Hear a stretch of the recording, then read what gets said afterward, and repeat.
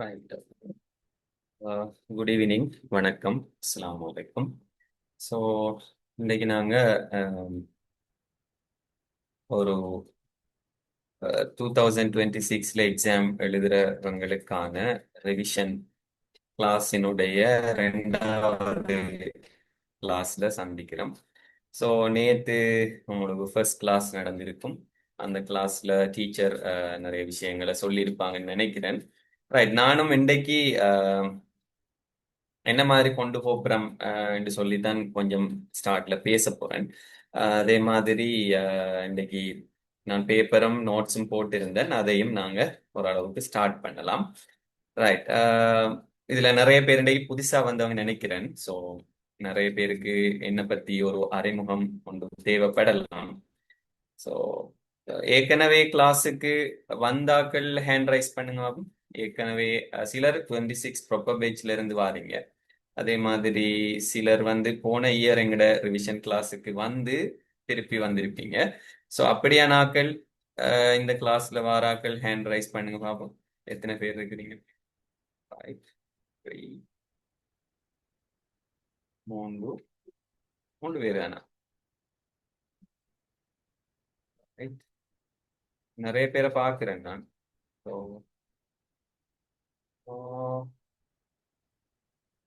Okay, 4, 5.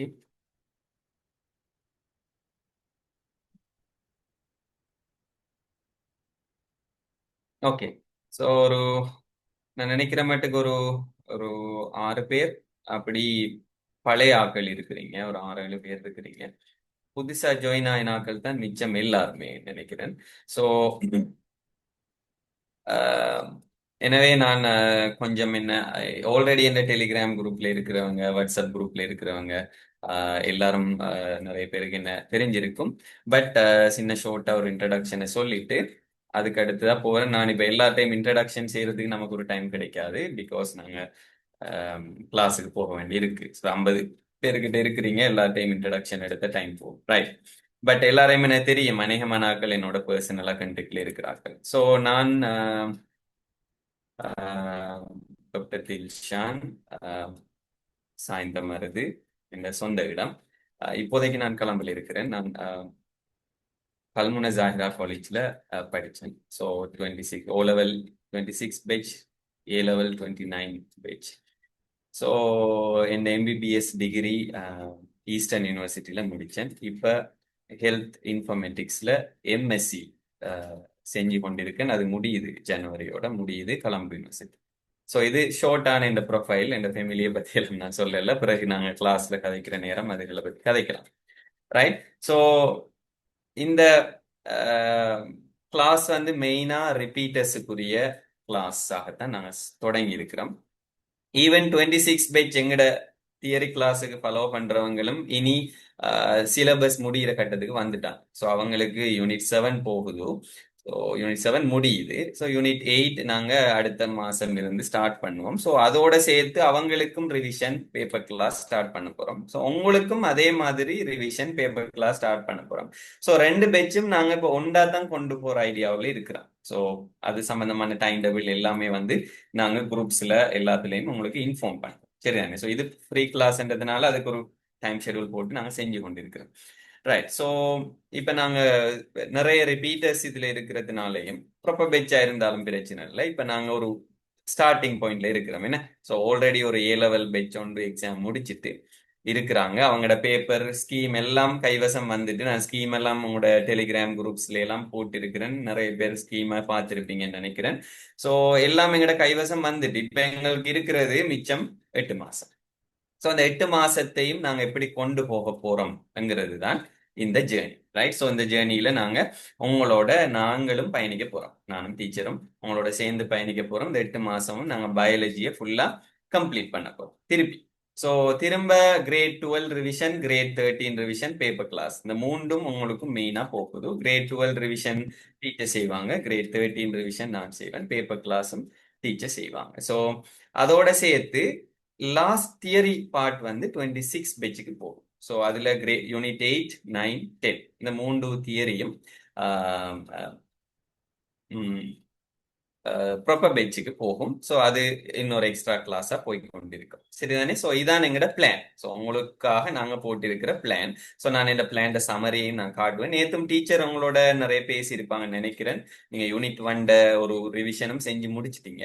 So நான் செய்ய போறது unit grade 13 revision. So grade 13 ரிவிஷனுங்கிறது நீங்க மிகவும் கஷ்டப்பட்டு பின்னால இருந்து படிச்ச பாடங்கள். ஸோ நிறைய அதுலயும் குறிப்பா இந்த யூனிட் 7, யூனிட் 6, 7 நிறைய பேருக்கு விளங்காத பாடம். ஸோ நிறைய பேர் வந்து அதை கடும் கஷ்டப்பட்டு பாடமாக்கி படிச்சு வச்சிருப்பீங்க. ஈவன் ரிசோர்ஸ் புக்ல நிறைய எழுத்து பிழை இருக்கு. நிறைய பந்திகள் குழப்பகடமாக இருக்கிற பாடங்கள்ல ஒன்று இந்த யூனிட் 6ம் 7 ஜெனட்டிக்ஸும் மொலிகுலர் பயாலஜி. அப்புறம் யூனிட் 8. ஸோ அதுலயும் இந்த சயின்டிபிக் நேம் அதுகளை பாடமாகிறதா அது இதுன்னு சொல்லி அதுல கொஞ்சம் அது ஆர்கனைஸ் பண்ணாத ஒரு நிலைமை இருக்கு. அங்கால யூனிட் 9, 10. ஸோ இவ்வளவும் தான் நான் உங்களுக்கு ரிவைஸ் பண்ண போற பாடங்கள். ஸோ நாங்க ஜூலைல உங்களுக்கு 2 ரிவிஷனை முடிக்கிறதுக்கு பிளான் பண்றோம். So grade 12 revision, grade 13 revision ரெண்டும் பரலலா போகும்.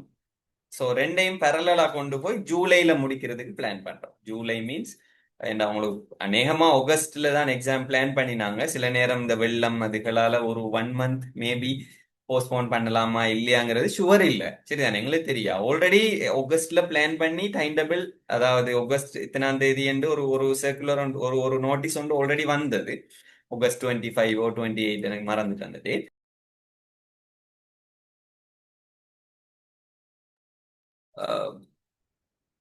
சாரி.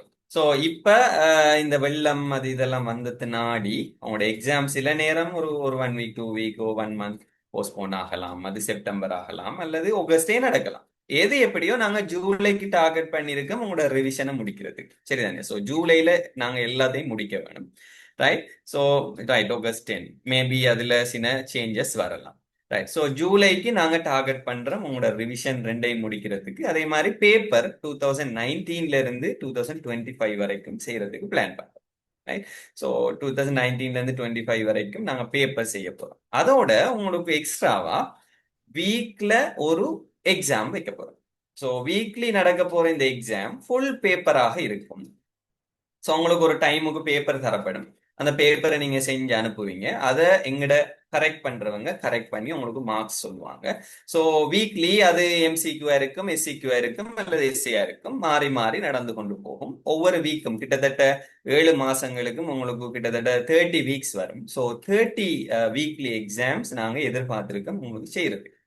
ரைட். ஸோ இதான் எங்கட பிளான். இந்த பிளான் உங்களுக்கு ஓகே தானே? என்ன? ஸோ உங்களுக்கு ஓகேவா இருக்கும். இதுல உங்களுக்கு எப்படி நாங்க எஸ்ஏ எழுதுறங்கிற சம்பந்தமான பிராக்டிஸ் தருவோம். எம்சிக்யூக்கு எப்படி ஆன்சர் பண்றங்கிற பிராக்டிஸ் தருவோம். எஸ்சிக்யூவும் எப்படி ஆன்சர் பண்றங்கிற பிராக்டிஸும் தருவோம். எஸ்ஏ கூட எழுத வைப்போம். ஸோ அதான் எங்களோட மெயின் டார்கெட். ஸோ எஸ்ஏ எழுதுறதுல நிறைய பேருக்கு இஷ்யூஸ் இருக்கு. ஸோ இந்த இந்த 7 மந்த்லயும் நீங்க ஒரு எஸ்ஏ ஒழுங்கா எழுதக்கூடியவர்களா மாற்றுவதற்கான எங்களாலான எல்லா முயற்சியும் செய்வோம். ரைட். ஸோ இப்போ ஒரு கையை தட்டினா சத்தம் வராது. என்ன? ஸோ நீங்க என்ன செய்யணும்? உங்களோட கையையும் சேர்த்து தட்டணும். ஸோ எந்த 2 கையும் தட்டியும் பிரயோசனம் இல்லை. நான் தட்டிட்டு நான் ஹாப்பியா இருப்பேன். ஓ, நாங்க 2 பேரும் ஹாப்பியா இருக்கணும் வேண்டாம். நீங்க எந்த கையில கை தட்டணும். ஸோ நீங்களும் அது நீங்க சும்மா கையை கீழே வச்சுக்கிட்டு நான் மட்டும் தட்டி தட்டி இருந்தா எந்த சத்தமும் வராது.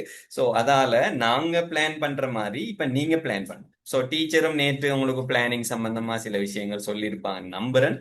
So right. இப்ப நானே வளவளன்னு கழிச்சு கொண்டு இருக்காம உங்களோட இப்ப நான் இந்த கிளாஸ் எப்படி நாங்க கொண்டு போறோம்ங்கிற ஒரு சின்ன சம்மரியை சொல்லிட்டேன். இது இன்ட்ரடக்ஷன் கிளாஸ் தானே? ஸோ இப்போ உங்களோட சில ஒப்பீனியன்ஸ் தேவை.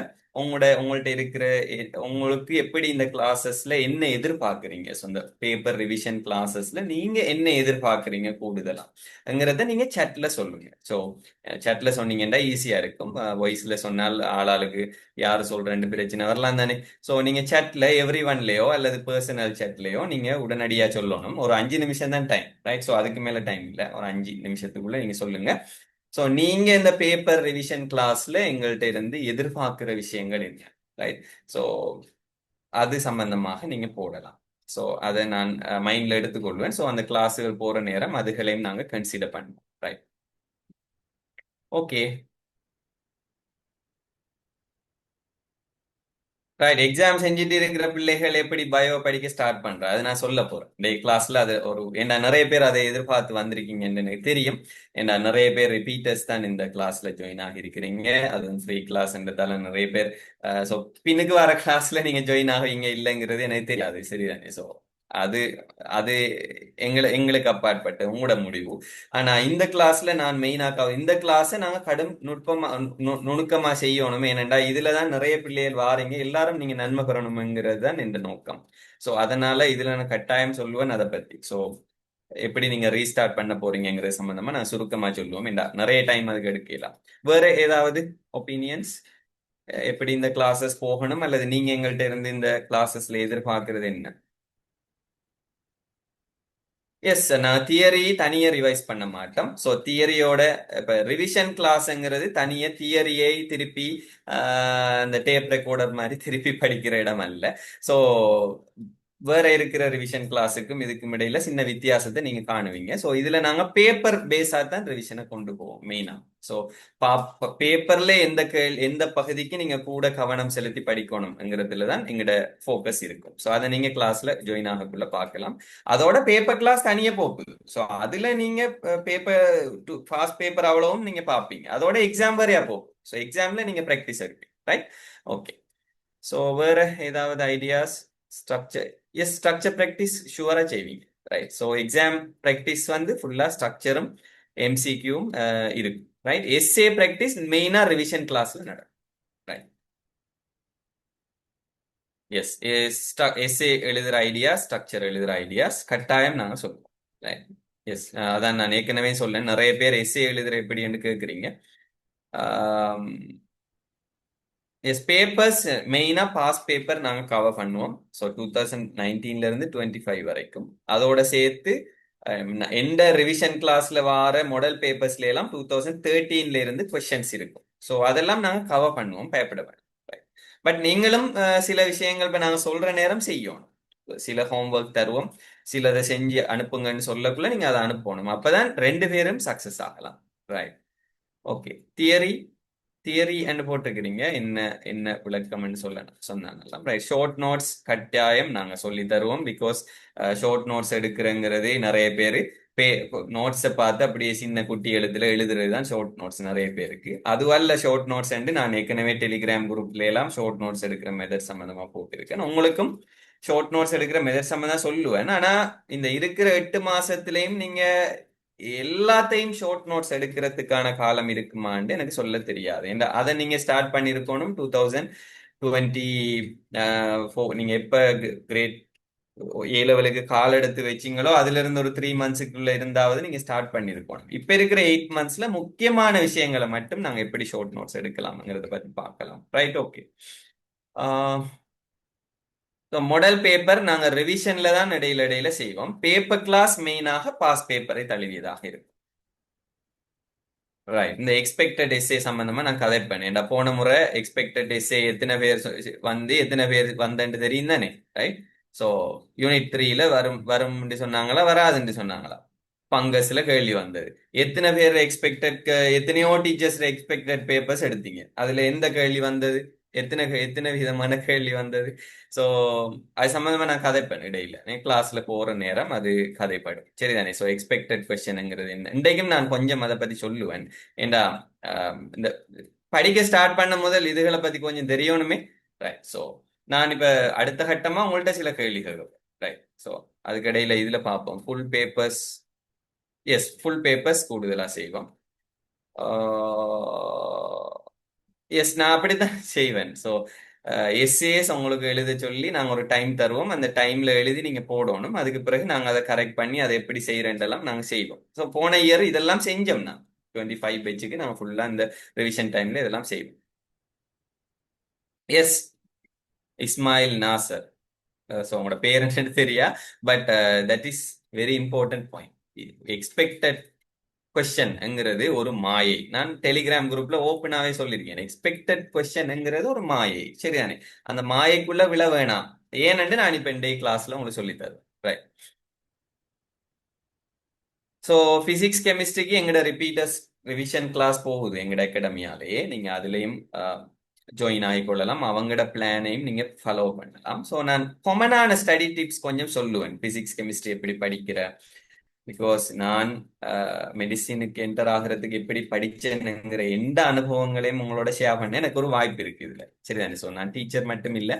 ஸோ நான் ஆல்ரெடி மெடிசின் எடுபட்ட ஒரு ஆளுன்றதால நான் படிச்ச நேரம், ஸோ ஃபர்ஸ்ட் சைட்ல போற நேரம், அதுக்கு நான் ஃபாலோ பண்ணின மெத்தட்ஸுகள் சிலது இருக்கும் என்ன. ஸோ அதுகளையும் உங்களோட ஷேர் பண்றதுக்கு இது எனக்கு நல்ல ஒரு ஆப்பர்ச்சுனிட்டி. ஸோ நான் டீச் பண்றது ஒரு டீச் பண்றதுக்கான ஒரு இன்ட்ரெஸ்டோட. ஸோ அதை பத்தி நாங்க பார்ப்போம். ரைட். ஸோ வேற ஏதாவது ஐடியாஸ்? வேற ஒண்ணும் இல்லை. ரைட். இப்ப நான் ஒரு கேள்வி கேட்க போறேன் உங்ககிட்ட. ரைட். ஸோ இப்ப நீங்க இந்த இந்த கிளாஸ்ல நாங்க டிரெக்டா எனக்கு ரெண்டு ஆப்ஷன் இருக்கு. ஒன்று டிரெக்டா நான் கிரேட் 13 ரிவிஷனை ஸ்டார்ட் பண்ணிலும். ஸோ கிரேட் 13 ரிவிஷனை டிரெக்டா ஸ்டார்ட் பண்ணி நரம்பு தொகுதியை படிச்சு கொண்டு போகலும் நோட்ஸ் எல்லாம் போட்டு இருக்கிறேன். அல்லது அதை கொஞ்சம் லாஸ்டா வச்சுட்டு ஃபர்ஸ்ட்டுக்கு ஒரு 1 ஹவர் அல்லது ½ ஹவருக்கு எப்படி நாங்க இதை ரீஸ்டார்ட் பண்ற, எப்படி இந்த இருக்கிற 8 மந்த்ஸையும் நாங்க யூஸ் பண்றங்கிற சம்பந்தமாவும் கதை கேளும். எது உங்களோட விருப்பம் அதை கேட்டுக்கொள்ளும். ஸோ நிறைய பேர் விரும்புறதை நான் செய்யறேன். So okay. ரைட். ஒரு கேள்வி வந்திருக்கு. இருக்கிற டைம்ல எஃபர்ட் போட்டு செஞ்சா எடுக்கலாமா? எஸ், கண்டிப்பா எடுக்கலாம். So, அது உங்களோட எஃபர்ட்டை பொறுத்து இருக்கு. ரைட். எஸ். ஸோ உங்க எல்லாருக்கும் ரிஃப்ரெஷ் பண்ண வேண்டிய தேவை இருக்குன்னு எனக்கு தெரியும். அதால தான் அந்த உங்களுக்கிட்டே நான் ஆப்ஷனை வைக்கணும். ஏன்னா சில கட்டிக்கார பிள்ளைகள் இருப்பாங்க, அவங்களுக்கு அட்வைஸ் பண்ற பிடிக்காது. எந்த காலத்திலயும் எனக்கு ஒரே அட்வைஸ் பண்ணிக்க இருந்தா பிடிக்காது. பட் அவங்களை ரீஸ்டார்ட் பண்றதுக்கு ஒரு ஒரு ஒரு ஒரே ஒரு ஆப்பர்ச்சுனிட்டி இந்த இடத்துல நான் கதைக்கலாம். இதுக்கு பிறகு வாரத்துல எல்லாம் நான் சீரியஸா படிப்புல இறங்கிடுவேன். ஸோ இந்த கிளாஸ்ல நாங்க கொஞ்சம் ரீஸ்டார்ட் பண்றதை பத்தி கதைக்கலாம். ரைட். ஸோ கதைச்சிட்டு நாங்க லாஸ்ட்ல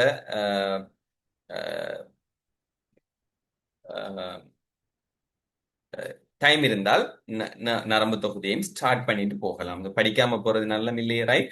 ஸோ இன்னைக்கு அப்ப நான் இப்ப ரீஸ்டார்ட் பண்ற சம்பந்தமா படிக்கிற நேரம் இந்த பிரசன்டேஷன் நான் போன இயருக்கும் செஞ்சது. ஸோ ஏன் ஏ லெவல் முக்கியம் அது இதெல்லாம் உங்களுக்கு சொல்ல தேவையில்லை. அதெல்லாம் ஏற்கனவே பார்த்து தான் நீங்க ஏ லெவல செலக்ட் பண்ணிருக்கிறீங்க. ரைட். இப்ப நான் உங்கள்ட்ட ஒரு கேள்வி கேட்க போறேன். இதுக்கு ஆன்சர் பண்ணுங்க பார்ப்போம்.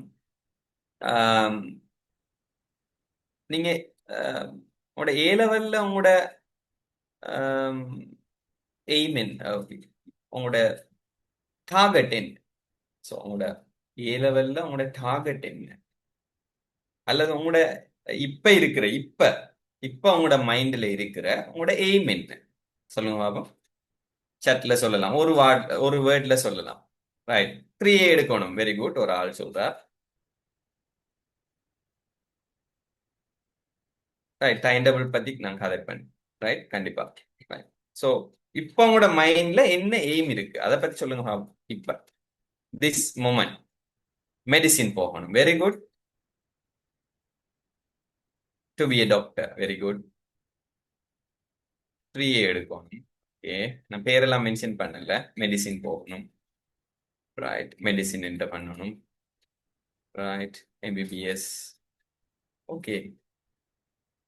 3A எடுத்து மெடிசின் என்டர் பண்ணணும். ஸோ ரெண்டையும் மிக்ஸ் பண்ணி ஒரு ஆன்சர். ரைட். சூப்பர் மெரிட்ல போகணும். ரைட். யூனிவர்சிட்டி செலக்ட் ஆகணும். ஓகே. மெடிசின் என்டர் பண்ணணும். கூட டைம் கழிக்கிற ப்ரொஃபின் biology. Very good. District first எடுக்கணும். ரைட். ஸ்ரீலங்கா ஃபர்ஸ்ட் எடுக்கணும். எஸ். மெடிசின் என்டர் பண்ணணும். 3A எடுத்து ஏ லெவல் பாஸ் பண்றது, மெடிக்கல் மெடிசின் போகணும். One B doctor. Right. Anyway most நிறைய பேர் மெடிசின் போகணும். ஸோ பயாலஜி படிக்க வர என்ன கேள்வி கேட்குங்க என்ன? ஸோ பயாலஜி நாங்கள் படிக்க வந்ததே மெடிசின் போகத்தான். மர என்ன கேள்வி என்று கேட்கலாம். பட் இந்த எய்ம்ல ஒரு சின்ன சிக்கல் இருக்கு. ஏ லெவல் படிச்சா நீங்க மெடிசின் போகலாமா? டாக்டர் ஆகலாமா? MBBS ஆகணும்னு நிறைய பேர் போட்டி. ஏ லெவல் படிச்ச டாக்டர் ஆகலாமா? நோ. நோவே தானே. ஸோ நீங்க டாக்டர் ஆகணுமெண்டா எங்க போய் வரணும்? யூனிவர்சிட்டிக்கு போய் 5 இயர்ஸ் முடிச்சு வந்தாதான் நீங்க டாக்டர் ஆகணும். ஸோ இப்ப நீங்க நினைப்பீங்க இருக்கிற லைஃப்லயே கடந்து வந்த பாதையிலேயே கடும் கஷ்டமான பாதை ஏ லெவல்னு நினைப்பீங்க. மெடிக்கல் ஃபேக்கல்டி ஃபைனல் இயருக்கு போயிருக்கக்குள்ள யோசிப்பீங்க, ஆஹா ஏ லெவல் எல்லாம் பெருசுன்னு நினைச்சிட்டோமே, இந்த மெடிசின் ஃபைனல் இயர் இவ்வளவு கஷ்டமாட்டி யோசிப்பீங்க. ஸோ ஒவ்வொரு காலத்துக்கும் ஒவ்வொன்று கஸ்டமர். இப்போ உங்களுக்கு ஓ லெவல் படிக்கக்குள்ள எப்படி இருந்துச்சு? ஓ லெவல்ண்டாப்பா எக்ஸாம் வருது எக்ஸாம் வருதுன்னு டென்ஷன்ல இருந்தீங்க. ஏ லெவல் வரக்குள்ள என்ன நடந்துச்சு? ஓ லெவல் சின்ன ஒரு பாடம் அப்பான்னு சொன்னீங்க. இப்படித்தான் லைஃப்ல முன்னுக்கு போக போக கஷ்டமாகிட்டு போக போகுது. அந்தந்த இடத்துக்கு வர நேரம் உங்களுக்கு அது கஷ்டமா தான் தெரியும், ரைட்? அது ஒரு விஷயம், அது இருக்கட்டும். இப்ப மெடிசின், இப்ப நீங்க ஏ லெவல் படிச்சு மெடிசின் ஆகல தானே? மெடிசின் ஆகிறதுக்கு இன்னும் 7-8 வருஷம் இருக்கு. நீங்க டாக்டர் ஆகிறதுக்கு இன்னொரு 7-8 வருஷம் இருக்கு, எம்பிபிஎஸ்ங்கிற பட்டத்தை நீங்க போடுறதுக்கு. சோ இப்ப நீங்க ஓவரா தூரத்துக்கு கனவு காண்றீங்க, அது ஆனா சாத்தியப்படாது. அதுக்கிடையில என்னையாவது நடந்தா, எக்ஸாம்பிளுக்கு ஒரு வெள்ளம் வந்த மாதிரி ஒரு சூறாவளி அடிச்சு எல்லாம் நடந்தா இன்னொரு 2 மாசம் பின்னுக்கு போகும். இன்னொரு என்னையாவது ஒன்று நடந்தா ஒரு வருஷம் பின்னுக்கு போகும். ஒரு ஸ்ட்ரைக் வந்தா, ஒரு எக்கனாமிக் கிரைசிஸ் வந்தா, அதெல்லாம் நடந்து தானே? நடக்காது இல்லை. இதுக்கு முதல் உங்களோட ஓ லெவல் போஸ்ட்போன் ஆயிருக்கு, மே லெவல் போஸ்ட்போன் ஆயிருக்கு. ஏன்? எக்கனாமிக் கிரைசிஸ் வந்துச்சு, கொரோனா வந்துச்சு, அதால 1 இயர் பின்னுக்கு ஆயிடுச்சு. இப்படி எல்லாம் நடந்தது லைஃப்ல. சோ நாங்க நினைக்கலாம் இன்னொரு 8 வருஷத்தால் நான் ஷூரா டாக்டர் ஆயிருப்பேன்னு எங்களுக்கு தெரியாது. அப்ப எங்கட தூரம் விஷன் வந்து உரமா தூரத்துல இருக்கு இல்லையா? அது கொஞ்சம் நான் கிட்ட எடுக்கணும். நான் கொஞ்சம் ஹாப்பியா இருக்கணும். நான் டெய்லி பயத்துல இருக்கப்பட. நீங்க எல்லாம் என்ன செய்றீங்கன்னா டெய்லி பயத்துல இருக்கீங்க. நான் கஷ்டமா இருக்கே கஷ்டமா இருக்கே கஷ்டமா இருக்கே, டெய்லி ஒரே பயம். சரியான எக்ஸாம் வருது எக்ஸாம் நெருங்கிட்டு பயம் பயம் பயம். இந்த என்ன படம் அது? உம் கமலஹாசன் பயம் எல்லாம் பயமயம் என்ன? சோ அப்படிதான் இருக்கிறீங்க, ரைட்? நானும் அப்படி இருந்திருக்கேன். பட் சில சில உண்மைகளை உணர்ற நேரம் அந்த பயம் எங்களுக்கு தேவையில்லாத ஒரு பயம், சரிதானே? சோ இப்ப நாங்க மெடிசின் டாக்டர் ஆக போறதை பத்தி இப்ப யோசிக்கணும். அது எங்கட சுவர்ல ஒட்டி இருக்கணும், அல்லது உங்களோட ப்ரொஃபைல் பிக்சர் வாட்ஸ்அப்ல நீங்க ஸ்டெதஸ்கோப்பை போட்டு இருக்கணும். அது அது உங்களோட கான்பிடென்ட்டுக்கு உறுதி, தன்னம்பிக்கையை கூட்ட. ஆனா இப்ப இருக்கிறவங்களோட டார்கெட்ல கொஞ்சம் உரமான தூரத்துக்கு நீங்க போய் யோசிக்கீங்க. இப்ப நீங்க டாக்டர் ஆகுறதுக்கு முதல் யூனிவர்சிட்டிக்கு போகணும் இல்லையா? சோ அப்ப உங்களோட டார்கெட்டை முதல் 2 வருஷத்துக்குள்ள கொண்டு வரணும். ஃபர்ஸ்ட்டுக்கு நீங்க என்ன செய்யணும்? ஏ லெவல்ல மெடிசினுக்கு போற அளவுக்கு பாஸ் ஆகும். ஸோ அப்ப என்ன செய்யணும்? அட்லீஸ்ட் நீங்க 3 எடுக்கணும், அல்லது அதுல நீங்க சூப்பர் மெரிட் எடுக்கணும், வேர்ல்டு ஐலண்ட் ஃபர்ஸ்ட் எடுக்கணும். எல்லாம் அதுக்குள்ள தான் வரும். ஸோ என்ன எடுத்தாலும், நீங்க சூப்பர் மெரிட் எடுத்தாலும் மெடிசின் ஆகத்தானே ஆக போறீங்க. டிஸ்ட்ரிக்ட்ல கடைசி ரேங்க்ல போனாலும் டாக்டர் ஆகத்தானே ஆக போறீங்க. டிஸ்ட்ரிக்ட்ல கடைசி ரேங்க் எடுத்து நீங்க டாக்டர் ஆகிறதாலேயோ, சூப்பர் மெரிட்ல போய் டாக்டர் ஆகிறதாலேயோ உங்களோட யூனிவர்சிட்டி பெர்ஃபார்மன்ஸ்ல யூனிவர்சிட்டியில அது எந்த விதமான செல்வாக்கும் செலுத்த போறாது. யூனிவர்சிட்டியில திருப்பி இருந்து நீங்க படிக்க போறீங்க, சரிதானே? யூனிவர்சிட்டி ஃபைனல் இயர்ல மெடிசினுக்கு லாஸ்ட் ரேங்க்ல இருந்து ஏ லெவல்ல செலக்ட் ஆகி போனால் ஃபைனல் இயர்ல மெரிட்ல பாஸ் ஆகினாக்களும் இருக்கு. யூனிவர்சிட்டி ஃபைனல் இயர்ல ஒரு மெரிட் அண்ட் இருக்கு. ஒரு ஃபைனல் எக்ஸாம்ல உங்களோட இலங்கையில மெடிசின் எழுதுற அவ்வளோ பேருக்கு ரேங்க் போடுவாங்க, ரைட்? அந்த ரேங்க்ல ஃபர்ஸ்ட் 100க்குள்ள வார ஆட்களுக்குள்ள ஏ லெவல்ல டிஸ்ட்ரிக்ட்ல கடைசியா போன ஒரு ஆளுமே இருப்பார். சோ ஏ லெவல் ரேங்க வச்சு யூனிவர்சிட்டி லைஃபை தீர்மானிக்க போறது என்ன? ரேங்க்லயாவது நீங்க எங்க போயிடணும்? யூனிவர்சிட்டிக்கு என்டர் ஆகணும். இதான் இப்ப உங்களோட டார்கெட், ரைட்? சோ இப்ப இது இந்த 2 இயர்ஸுக்கு நீங்க உங்களோட டார்கெட்டை சுருக்கிட்டீங்க. உங்களோட எல்லாரையும் டார்கெட் இப்ப என்ன? நீங்க டாக்டர் ஆகணும், தூர நோக்கு. அதுக்குரிய குறுகிய நோக்கம் என்ன? நீங்க ஏ லெவல்ல 3 எடுக்கும், ரைட்? சோ நல்ல ரேங்கோட போகும், மெடிசினுக்கு போற அளவுக்கு ரேங்க் எடுக்கும். இதானே உங்களோட தேவை, ரைட்? சோ அதுல இருந்து அடுத்த ஸ்டெப், இதுவும் கொஞ்சம் தூரம். இப்ப இன்னொரு 8 மாசம் இருக்கு, அது வரைக்கும் உங்களுக்கு ஒன்றும் தெரியும். 8 மாசத்துக்குள்ள 8 மாசத்துக்கு பிறகுதான், அதுக்கு பிறகு ஒரு 3 மாதத்துக்கு பிறகுதான் ரிசல்ட்ஸ் வரும். ஸோ அந்நேரம் தான் விளங்கும் என்ன, எப்படி நான் போக போறேனா இல்லையாங்கிறது விளங்கும். ஸோ அப்பயும் இன்னும் நீங்க கிளியர் ஆகல. ஸோ இன்னும் கொஞ்சம் இன்றைக்கு வரணும், இன்றைக்கு வரணும். இதான் நீங்க நிறைய பேர் கேட்டது, எப்படி டைமை ஆர்கனைஸ் பண்றேன். இன்றைக்கு வரணும். ஸோ இன்றைக்கு தூங்கக்குள்ள நீங்க ஹாப்பியா தூங்குறீங்களா அங்கிறதுக்கு, சந்தோஷமா இந்த டார்கெட் அச்சீவ் பண்ணிட்டீங்களாங்கிறதுக்கு என்கிறது தான் முக்கியம். ஏன்னா நாளைக்கு நாம எழும்புவோமா, உலகம் இருக்குமா, சூரியன் உதிக்குமா, ஒன்றும் தெரியாது. சரி, நாளைய நாளைங்களே தெரியாது. திடீரென்று ஒரு மழை பெஞ்சு வெள்ளம் வந்து எல்லாரும் தாண்டு போனா என்ன நடந்தது பாத்தீங்க? நீங்க எல்லாம் நிறைய பேர் வெள்ளத்துல எஃபெக்ட் ஆகியிருப்பீங்க, சுனாமியில எஃபெக்ட் ஆகினார்கள் இருப்பீங்க. சுனாமியில நீங்க பிறந்தீங்களோ தெரியாது, நாங்க சுனாமியால எஃபெக்ட் பண்ணிக்கோம். நீங்க வெள்ளத்தால பாதிக்கப்பட்டீங்க, ஒரு கட்டத்துல சூறாவளியால பாதிக்கப்பட்டாங்க. சோ அப்படி நாளைக்கு என்ன நடக்கும்ங்கிறது தெரியாது. இப்ப உங்களோட இந்த தூர நோக்கத்தை அடையிறதுக்கு 3A எடுக்கிறதுக்கும் அதுக்கங்கால டாக்டர் ஆகிறதுக்கும் இடையில இன்றைக்கு நீங்க அதுக்கு என்ன செஞ்சீங்கிறது இல்லையா முக்கியம். இன்னைக்கு தூங்க போகக்குள்ள அந்த அங்க டார்கெட்டை அடையிறதுக்காக ஏதாவது செஞ்சீங்கிறது தானே முக்கியம். சோ அப்ப அதுக்கு இன்றைக்கு நீங்க 2-3 டார்கெட் வைக்கணும். இதான் உங்களோட டைம் டேபிள். இப்ப நீங்க ஒரு வீக்குக்கு டைம் டேபிள், மாசத்துக்கு டைம் டேபிள் போட்டு வச்சிருந்தாலும் அது நடக்காது சில நேரம். இப்ப நீங்க கிழமைக்கு டைம் டேபிள் போட்டு வைப்பாங்க நிறைய பேர். கிழமைக்கு டைம் டேபிள், மந்த்துக்கு டைம் டேபிள், அது நிறைய இது ஒத்தி போகும் போகும். டைம் டேபிள்ல இருக்கிற மாதிரி எல்லாம் நடக்கிறல்ல அநேகமா.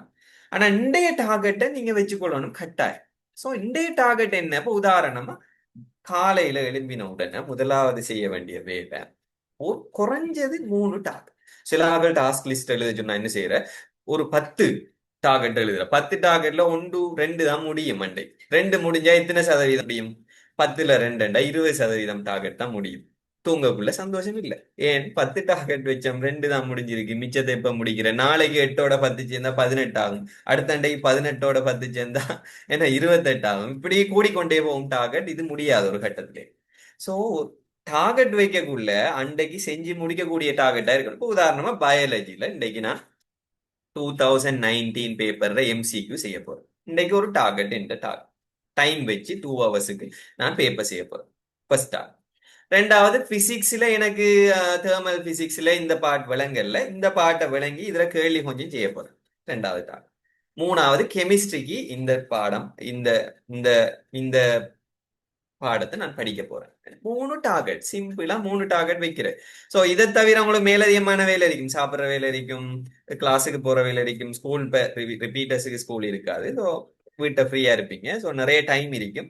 அதை தவிர மேலதிகமா கிளாஸுகள் அது இதுகள் என்றும் டைம் இருக்கும். அந்த டைம் போக இந்த 3 டாஸ்க்குக்கும் இன்றைக்கு நீங்க ஒதுக்குற டைமையும் அதோட நீங்க குறிச்சு கொள்ளணும். அதை மனசுல குறிக்க எழுதித்தான் வைக்கணும். இல்லை உங்களோட மைண்ட்ல குறிக்கலாம். நீங்க 8 இருந்து 10 வரைக்கும் 2019 பயாலஜி பேப்பர் செய்ய போறீங்க. பிறகு 11 இருந்து 1 வரைக்கும் பிசிக்ஸ், பிறகு 3 மணி இருந்து 4 மணி வரைக்கும், 3 இருந்து 5 வரைக்கும் கெமிஸ்ட்ரி படிக்க போறீங்க. இதான் டாப். இப்ப தூங்க போக்குள்ள போறீங்க, பெட்டுக்கு வாரீங்க. இந்த காலையில வச்ச 3 டார்கெட் என்ன? பயாலஜி பாஸ் முடிஞ்சு, பிசிக்ஸ் பாஸ் முடிஞ்சு, கெமிஸ்ட்ரி பாஸ் முடிஞ்சு. அப்பாடா, இந்த டார்கெட் முடிஞ்சு.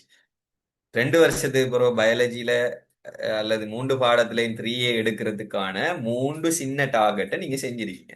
இப்படி இருக்கிற 8 மாசமும் எத்தனை நாள் இருக்கும்? 8 மாசம் எத்தனை நாள் இருக்கும்? 30 நாள் போட்டாலும் 240 நாள் இருக்கும் தானே.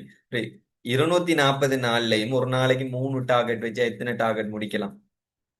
விளங்குதா சொல்றேன்? சோ 720 டார்கெட் முடிக்கலாம் இல்லையா? 720 டார்கெட்டை முடிச்சிற நேரம் முழு சிலபஸை நீங்க முடிச்சிருப்பீங்க. கண்டிப்பா கட்டாயம் முடிச்சிருப்பீங்க. சோ நீங்க எப்படி டாஸ்க ஒவ்வொரு நாளும் 3 செஞ்சுட்டு போற நேரமே உங்களால கொஞ்ச நாள் போற நேரம் உங்களால 4 டாஸ்க் செய்யலுமா இருக்கும். அதுக்கப்புறம் 5 டாஸ்க் செய்யலுமா இருக்கும். ஏன்னா ஒவ்வொரு நாளும் உங்களுக்கு ஹாப்பினஸ் கூடிட்டே போகும். டெய்லி உங்களுக்கு ஹாப்பினஸ் ஆയിരിக்கும். இன்றைய டார்கெட் நான் முடிச்சிட்டேன். தூங்க போகல அப்பாடா இன்றைய டார்கெட் முடிஞ்சு, நாளைக்கு புது டார்கெட், நாளை அன்றைக்கு அடுத்த டார்கெட். சோ 3 டார்கெட்டா போங்க. சரிதான். அடுத்தது இப்ப ரீஸ்டார்ட் பண்றாங்களுக்காக தான் சொல்லிட்டு இருக்கேன். 26 ப்ராப்பர் பேட்சுக்கும் தான். ஏன்னா இனி எக்ஸாமுக்கு படிக்கிற காலம் வந்துட்டு இனி நீங்க வெயிட் பண்ணப்படா. நாளைக்கு தொடங்குவோம், நாளை அன்றைக்கு தொடங்குவோம், ஜனவரி 1 வரட்டும் நான் தொடங்க போறேன். நிறைய பேர் மைண்ட்ல இருக்கிற விஷயங்கள். நாங்களும் அப்படித்தானே. என்ன இன்றைக்கு சனிக்கிழமை, அன்றைக்கு என்ன கிழமை? புதன்கிழமை. புதன் சரி வரா, வெள்ளிக்கிழமை தொடங்கும். சிலர் இல்ல இந்த கிழமை முடியட்டும், திங்கக்கிழமை தொடங்கும். இது என்ன கிறிஸ்துமஸ் வருது வார வீக், அப்ப அதெல்லாம் முடிஞ்சு நாம அடுத்த ஜனவரியில தொடங்குவோமே என்று உங்களோட மைண்ட் சொல்லும், இமோஷன் சொல்லும். விடப்படா. சரிதானே. நாளைக்கே தொடங்குற நாளைங்கிறது இன்றைக்கு எப்படியும் 10 10:30 கிளாஸ் முடியும். அதால இன்றைக்கு தொடங்குற கொஞ்சம் கஷ்டமா இருக்கு. எளியா தூங்க போங்க, கான்பிடென்டோட போங்க. நாளை காலையில இருந்து நான் இந்த 3 டாஸ்க் சிஸ்டத்துக்கு வரப்போறேன். 3 task daily, 3 task. நைட்டுக்கு தூங்க போகல 3 முடிச்சா ரைட் சக்சஸ்ஃபுல். அண்டே நாள் சக்சஸ். அடுத்தானே நீங்க எழும்பினா என்ன, எழும்பாட்டி என்ன, உலகம் அழிஞ்சா என்ன, அழியாட்டி என்ன, நீங்க அண்டே நாள சந்தோஷமா முடிச்ச திருப்தியோட தூங்கி எழும்புவீங்க. சரிதானே. உங்களோட நீண்டகால எய்ம்ல ஒரு பாட்டை அடைஞ்சிருப்பீங்க. சோ இது ஒரு ஃபர்ஸ்ட் விஷயம். டைம் டேபிள் சம்பந்தமா கேட்டாக்களுக்கு சொன்னேன். ரெண்டாவது விஷயம், ஒரு நாளைக்கு எத்தனை அவர் படிக்கீங்க நார்மலா? எல்லாரும் சொல்லுங்க. சோ எவ்ரி ஒன்னுக்குள்ள சொல்லுங்க. அப்ப எனக்கு எல்லாத்தையும் வாசிக்கிற ஈஸியா இருக்கும். பூச்சமா இருக்கிறார்கள் பர்சனல்ல சொல்லுங்க. ஒரு நாளைக்கு நீங்க, நான் கேட்கறது செல்ஃபா படிக்கிறது. செல்ஃபா எத்தனை ஹவர்ஸ் படிக்கிறீங்க per day? Okay, 5 hours. Very good. 7. Okay. Self means கிளாஸுக்கு போற டைம் அதுல வரக்கூடாது, நீங்களா படிக்கிற டைம். Right, 5 hours. ஓகே. இன்னொரு ஆள் சொல்றதை பார்த்து சொல்லாம உங்களுக்கு உண்மையானதை சொல்லணும். சரியா? Right. 5 hours, 6 hours, 8 hours. Okay. So ரிப்பீட்டர்ஸுக்கு நிறைய டைம் கிடைக்கும். அதால தான் நான் கேட்டுக்கொண்டிருக்கிறேன். So 5 hours. ப்ராப்பர் பெச் ஆகலை தான் ஸ்கூல் அது இதுன்னு கொஞ்சம் டைம் குறை இருக்கும். ஸோ நான் ஃபர்ஸ்ட் சைடில் நாங்கள் என்டர் பண்ண வேண்டால் நாங்கள் ப்ராப்பர் பெச்சில் தானே படித்தேன். ஸோ அது ப்ராப்பர்ல 6 ஹவர் போய் இப்ப 3 ஹவர் இருக்கப்படா, ஏன் கிளாஸ் கூட போறீங்களா? அல்லது டைம் வேஸ்ட் பண்றீங்க. 8 ஹவர்ஸ், 5 ஹவர்ஸ். ஸோ மினிமம் நீங்க 5 ஹவர்ஸ் செல்ஃப் ஸ்டடிக்காக, 4 to 5 ஹவர்ஸ் உங்களோட செல்ஃப் ஸ்டடிக்காக நீங்க ஒதுக்கி வச்சு கொள்ளணும். செல்ஃப் ஸ்டடிக்காக எங்கேயாவது இருந்து அந்த டைம் எடுத்துடணும். சரி, வேற யாருக்கும் கொடுக்குற டைம்ல இருந்து அதை சோர்ந்து எடுத்துடணும். சரிதானே? கிளாஸுக்கு போற டைம் வேறையா இருக்கும், சாப்பிட்ற டைம் வேறையா இருக்கும், சுத்த போற டைம் வேறையா இருக்கும், ஃப்ரெண்ட்ஸோட கழிக்கிற டைம் எல்லாம் இருக்க 5 ஹவர்ஸ் ஒதுக்கி போட்டு தான் இதுக்கெல்லாம் டைம் ஒதுக்கணும். சரியானே? Minimum 5 hours. 6 ஹவர்ஸ் இருந்தா ஆக பெட்டர். ஏன்? ஒரு பாடத்துக்கு 2 ஹவர். ஸோ 2 ஹவர் ஃபிக்ஸா தான் இருக்கணும் அண்ட் இல்ல. அன்றைக்கு நீங்க தூக்குற சப்ஜெக்டை பொறுத்தது. சில நேரம் மெக்கானிக்ஸ்ல ஒரு கஷ்டமான பாடத்தை எடுத்துட்டீங்கன்னா அதுக்கு சில நேரம் 2.5 மணித்தியாலம் 3 மணித்தியாலம் தேவைப்பட்டா மற்ற பாடத்துல அதை குறைச்சு கொள்ளுங்க. அதுக்கேற்ற மாதிரி அன்றைக்கு படிக்கிற சப்ஜெக்டை டிசைட் பண்ணுங்க. பெரிய சப்ஜெக்ட் ஒன்ற பிசிக்ஸ்ல எடுத்தீங்கன்னா பயாலஜில சின்ன சப்ஜெக்ட் எடுங்க. ஆனா ஒவ்வொரு நாளும் 3 பாடத்தோடையும் டச் ஆயிருங்க. இது என்ற கைண்டான ரிக்வஸ்ட், உங்களுக்கு அன்பான ஒரு வேண்டுகோள். ஏண்டா அந்த கெப் கொண்டு விடப்படா 3 பாடத்திலே மேக்சிமம் குறைஞ்சது 2 பாடமாவது ஒரு நாளை படிக்கும். தனியா ஒரு நாளைக்கு ஒரு பாடம் என்ற சிஸ்டத்துக்கு போகாதீங்க. இதெல்லாம் எக்ஸ்பீரியன்ஸ்ல சொல்ற விஷயம். சரிதானே? இப்ப ஒரு நாள் இன்றைக்கு பயாலஜி படிச்சு நாளைக்கு பிசிக்ஸ் படிச்சு நாளை கெமிஸ்ட்ரி படிச்சா 2 நாளைக்கு பயாலஜியில கதையே மைண்டுக்குள்ள இருக்காது. அங்கால போகக்குள்ள சில நேரம் மண்டே படிச்சது மறந்து போயிடும். சரிதானே? ஸோ ஒரு நாளைக்கு குறைஞ்சது 2 பாடமாவது படிக்கக்கூடிய வகையில 3 பாடம் படிச்சா நல்லா. 3 பாடத்துக்கும் செல்ஃப் ஸ்டடி டைம் சொல்றேன், நான் கிளாஸ் டைம் சொல்லல. கிளாஸ் அது இதெல்லாம் போக உங்களோட செல்ஃப் ஸ்டடியில 3 பாடத்துக்கு முறை டைம் ஒதுக்கி வச்சுக்கோ. இனி என்ன படிக்கணும், எப்படி படிக்கணும்ங்கிறது அடுத்த விஷயம். இப்ப இதுல ரிப்பீட்டர்ஸே கூட இருக்கிறதுனால நீங்க எல்லாம் எப்படி படிக்கிறீங்கன்னு தெரிஞ்சு கொள்ளலாமா? நீங்க இப்ப ஸ்டார்ட் பண்ணிட்டீங்க தானே நார்மலா? எப்படி நீங்க ஸ்டார்ட் பண்ணிருக்கிறீங்க? என்ன பேஸ்ல ஸ்டார்ட் பண்ணிருக்கீங்க? படிக்க ஸ்டார்ட் பண்ணுங்கிறது என்ன? நீங்க எல்லாரும் ஓரளவு 1 2 ஸ்டார்ட் பண்ணிருப்பீங்க. எப்படி ஸ்டார்ட் பண்ணிருக்கீங்க? யாருக்கா வாய்ஸ்லயும் சொல்லலாம், அல்லது எப்படி ஸ்டார்ட் பண்ணிருக்கிறீங்க? தியரிய திருப்பி இருந்து வாசிக்க தொடங்கியிருக்கீங்களா? அல்லது ஷார்ட் நோட்ஸ் எடுத்து படிக்க தொடங்கியிருக்கீங்களா? அல்லது பேப்பர் செய்ய தொடங்கியிருக்கீங்களா? என்ன மாதிரி தொடங்கி இருக்கிறீங்க படிக்க? Okay, mass paper. Okay, paper செய்யறது. ஸோ என்னோட கண்டெக்ட்ல இருக்கிற நிறைய பேர் என்கிட்ட கேட்ட ஒரு கேள்வி, எப்படி தொடங்குறேங்கிறது. ஸோ அவங்களுக்கு எல்லாம் நான் சொன்ன பதில் பேப்பர் மூலம் ஸ்டார்ட் பண்றது. மத்த தொடங்குற வேற ஐடியா ஒன்றும் இல்லையா? ஸோ இது ரிப்பீட்டர்ஸுக்கு நான் சொல்றேன். சரிதானே? ஸோ என்னண்டா ஒரு வருஷம் ஸோ தியரி ரிவைஸ் பண்ணி பாஸ் பேப்பர் செய்யற ஒரு மெத்தட் இருக்கு சில ஆக்கள். Right? Okay. Chemistry physics pass paper bio theory revision. Okay, chemistry physics pass paper bio theory revision. Morning 4 to 9 biology, pass paper question with timing in essay writing with timing. Okay. So இப்படி நிறைய பேர் நிறைய விதங்களா செய்வீங்க தானே. But நான் சில சில உங்களுக்கு சில சஜஷன் சொல்றேன். நீங்க இது கட்டாயம் செய்யணும் இல்லை, உங்களுக்கு எது விருப்பமோ அதை செய்யுங்க. பட் நான் சில அனுபவத்திலிருந்து சில சஜஷன் சொல்றேன். சரிதானே? நீங்க பெரிய ஆட்கள். சரிதானே? நீங்களா முடிவெடுக்கணும். ஸோ என்ன விஷயம் என்றா, இப்ப நீங்க 2 வருஷம் ஆல்ரெடி படிச்சீங்க, 2 வருஷத்தையும் விட கூட சில நேரம் படிச்சிருப்பீங்க.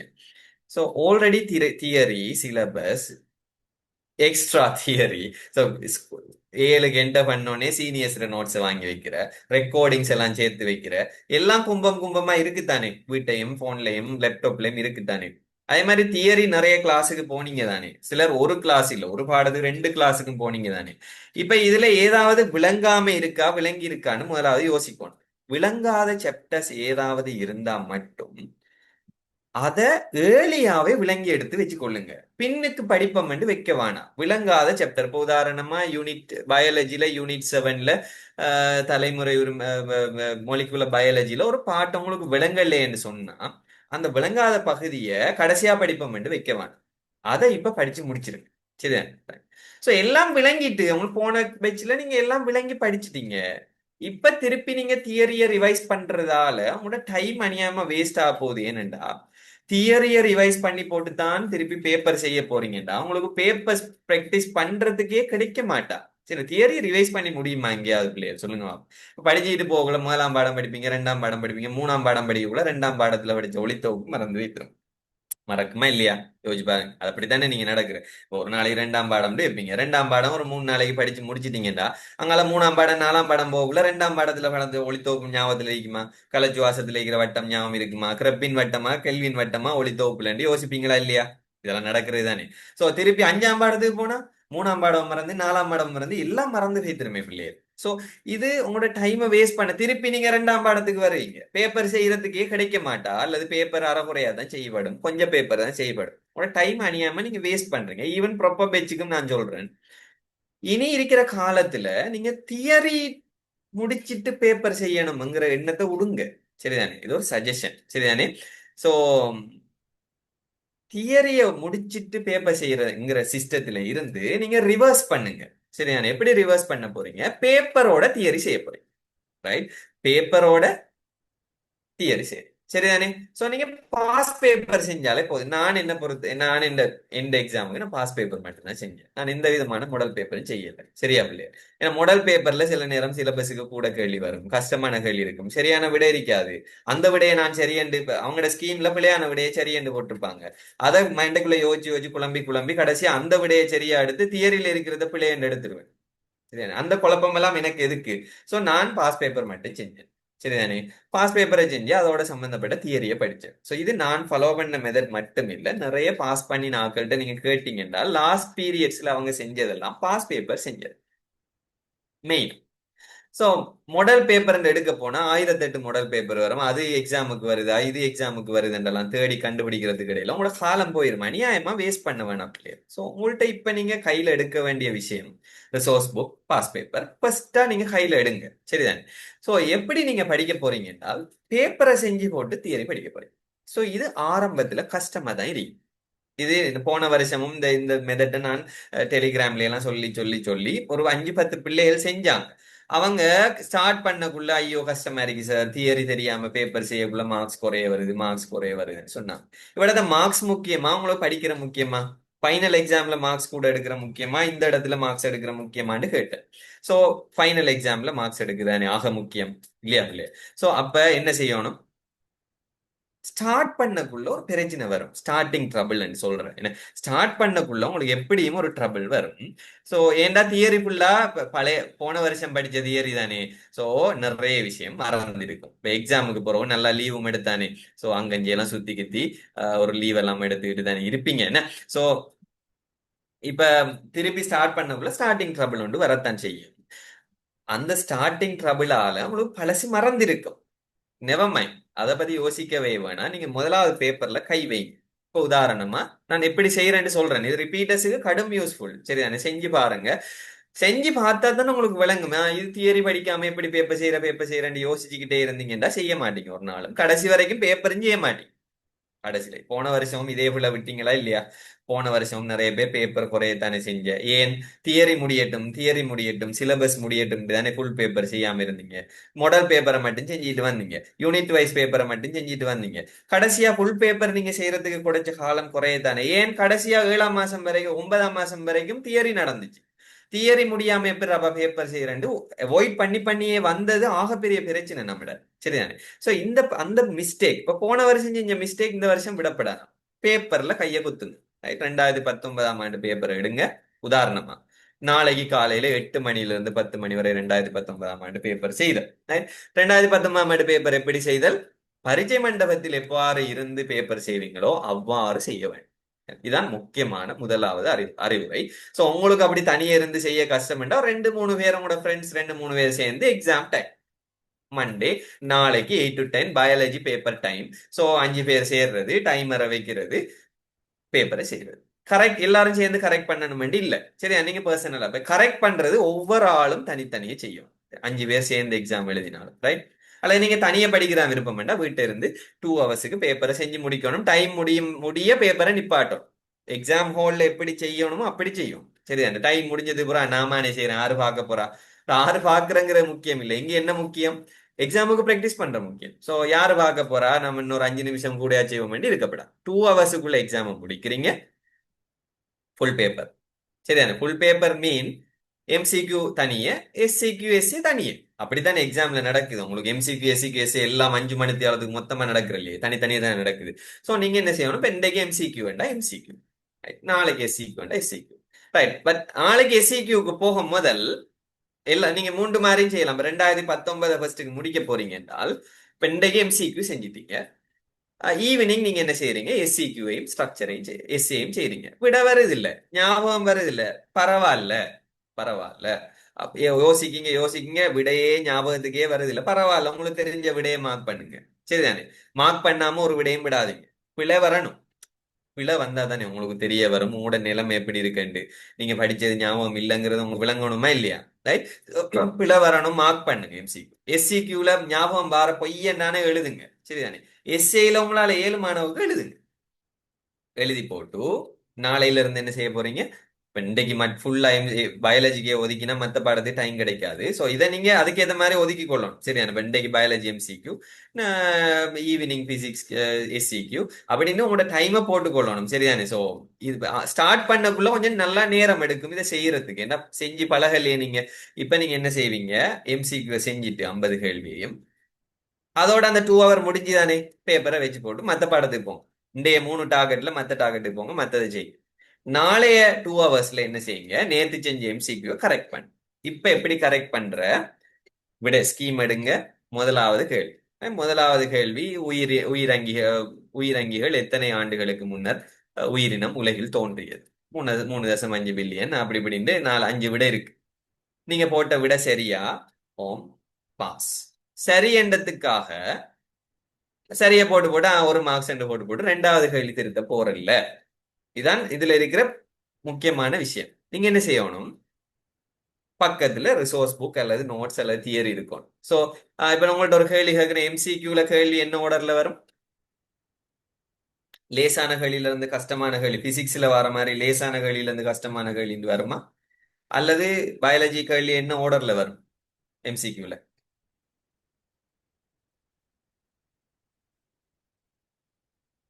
ரிப்பீட்டர்ஸ் தானே நீங்க சொல்லணும். Yes, unit wise, very good. So unit வைஸ்ல இருக்க போகுது. முதலாவது கேள்வி அநேகமா முதலாம் பாடம் அல்லது 2ஆம் பாடம், யூனிட் வைஸ்ல இருக்க போகுது. அப்ப வடிவா நீங்க என்ன செய்யலாம், ஃபுல் தியரி ரிசோர்ஸ் புக்கையும் பக்கத்துல வச்சுக்கொள்ளலாம். உங்கள்ட்ட ரிசோர்ஸ் புக் தான் இருக்குண்டா ரிசோர்ஸ் புக், நோட்ஸ் தான் இருக்குண்டா நோட்ஸும் பக்கத்துல இருக்கு. ஸோ முதலாம் கேள்வி திருத்தக்குள்ள முதலாம் பாடம் இருக்கு. 3.5 வருடங்களுக்கு முன்னர், எத்தனை ஆண்டுகளுக்கு முன்னர் உயிர் தோன்றியதுங்கிற பந்தி இருக்கிற பேராகிராஃப் இருக்கு தானே ரிசோர்ஸ் புக்லையும் நோட்ஸ்லையும், அந்த பந்தியை எடுக்கிற, சரிதானே? அதுல அல்லது நீங்க ஷார்ட் நோட்ஸ் ஏற்கனவே எடுத்து வச்சிருந்தா இது டபுள் பெனிஃபிட். போன வருஷம் நீங்க ஷார்ட் நோட்ஸ் எல்லாம் எடுத்து வச்சிருந்தீங்கன்னா ஷார்ட் நோட்ஸ் எடுத்தா போதும், சரிதானே? ஷார்ட் நோட்ஸ்ல அந்த விஷயத்தை ரிவைஸ் பண்ணு. அத 3.5 பில்லியன் வருடத்துக்கு மட்டும் மட்டும் தோன்றியதுங்கிறத மட்டும் ரிவைஸ் பண்றல. அதோட சேர்த்து இருக்கும் என்ன, முதலாவது தோன்றின அங்கி எதுண்டு இருக்கும், காற்றுண்டி வாழ் பிறபோசனைக்குரிய புரோக்கரியோட்டாண்டி இருக்கும், அதையும் படிக்கிற.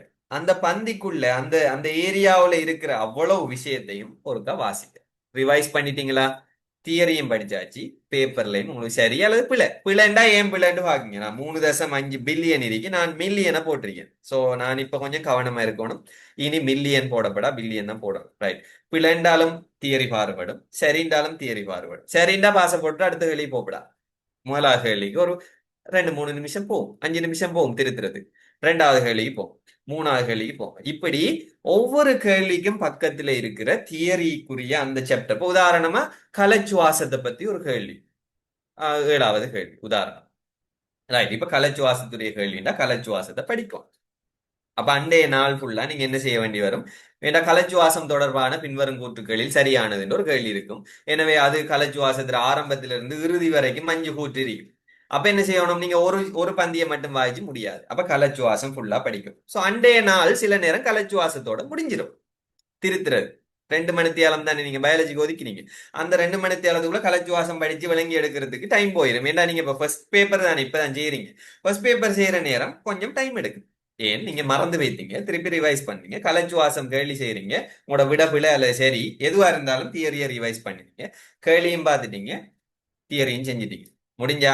இப்படியே செய்யறதுக்கு சில நேரம் ஒரு கிழமை போகலாம், 2 கிழமையும் போகலாம் இந்த எம்சிக்கு முடிக்கிறது. உங்கள்ட்ட ஏற்கனவே மைண்ட்ல இருக்கிற அறிவை பொறுத்து, விளங்கி வச்சிருக்கிற தன்மையை பொறுத்து. விளங்கி படிச்சிருந்தீங்கடா குயிக்கா திருத்தி முடிப்பீங்க, பாடமாக்கி படிச்சிருந்தீங்கடா கொஞ்சம் டைம் எடுக்கும். என்ன பாடமாக்கி தனிய பாடமாக்கி சப்பி துப்பி வச்சிருந்தீங்கன்னா திருத்துறதுக்கு டைம் எடுக்கும். ஏன்னா பாடமாக்கினது ஞாபகத்துக்கு வர கொஞ்சம் மூளை தேடும். விளங்கி வச்சிருந்தீங்கன்னா குயிக்கா மூளை செல்லும் ஆன்சர்ஸ். ரைட். ஸோ விளங்கி படிக்கிறது பாடமாக்கி படிக்கிறது ரெண்டு மெத்தட் இருக்கு. நாங்க எங்களோட கிளாஸ்ல விளங்கி படிக்கிற மெத்தட் மூலம் தான் போவோம். பாடமாக்கி படிக்கிற மெத்தட்டை நாங்க ப்ரொமோட் பண்ணுவது இல்லை. டீச்சரும் சொல்லியிருப்பான்னு நினைக்கிறேன். ரைட். இப்ப இப்படி நீங்க ஒரு 2 வீக்ஸுக்கு ஒரு கேள்விய ஒரு பேப்பரை திருத்தி முடிச்சால் என்ன நடக்கும் யோசிச்சு பாருங்க. இந்த எம்சிக்யூல 10 பாடத்திலையும் கேள்வி இருக்குமா இல்லையா?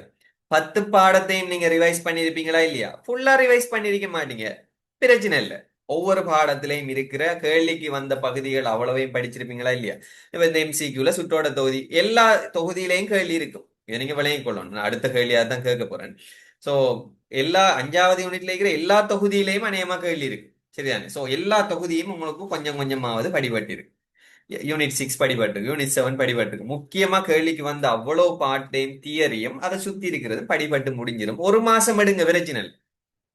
ஒரு மாசத்தை அதுக்கு செலவழிங்க. இப்ப நீங்க 2019 எம்சிக்கு முடிச்சிட்டீங்க. ரைட். இப்ப எஸ்சிக்யூயும் அதே மாதிரி செய்யலாம், எஸ்சியும் செய்யலாம். ஃபர்ஸ்ட்டுக்கு எம்சிக்யூல தொடங்குங்க. ஏன்னா ஃபுல் தியரியை கவர் பண்ண பெஸ்ட் மெத்தட் எம்சிக்யூ. இது நீங்க பிசிக்ஸ் கெமிஸ்ட்ரிக்கும் இதே மெத்தடை நீங்க ஃபாலோ பண்ணலாம். சரிதானே? இது ஈஸியான மெத்தட். பேப்பரும் செஞ்ச மாதிரி இருக்கும், தியரியும் படிச்ச மாதிரி இருக்கும். இப்ப 2020ஆம் ஆண்டு பேப்பருக்கு போறீங்க. இப்ப செய்யக்குள்ள என்ன நடக்கும்? இப்ப முதல் நடந்த ஸ்பீடை விட இப்ப நீங்க பேப்பர் செய்யக்குள்ள தியரி படிச்ச தியரியில கேள்வி கொஞ்சம் தெரிஞ்ச மாதிரியும் இருக்கும். ரைட். ஞாபகத்துக்கு வரும் எல்லாம். ஏன்னா 10 பாடமும் ஒரு மாசம் படிச்சு முடிச்சிட்டீங்க. ஆனா எல்லாம் படிக்கல, கொஞ்சம் கொஞ்சம் படிச்சிருக்கீங்க.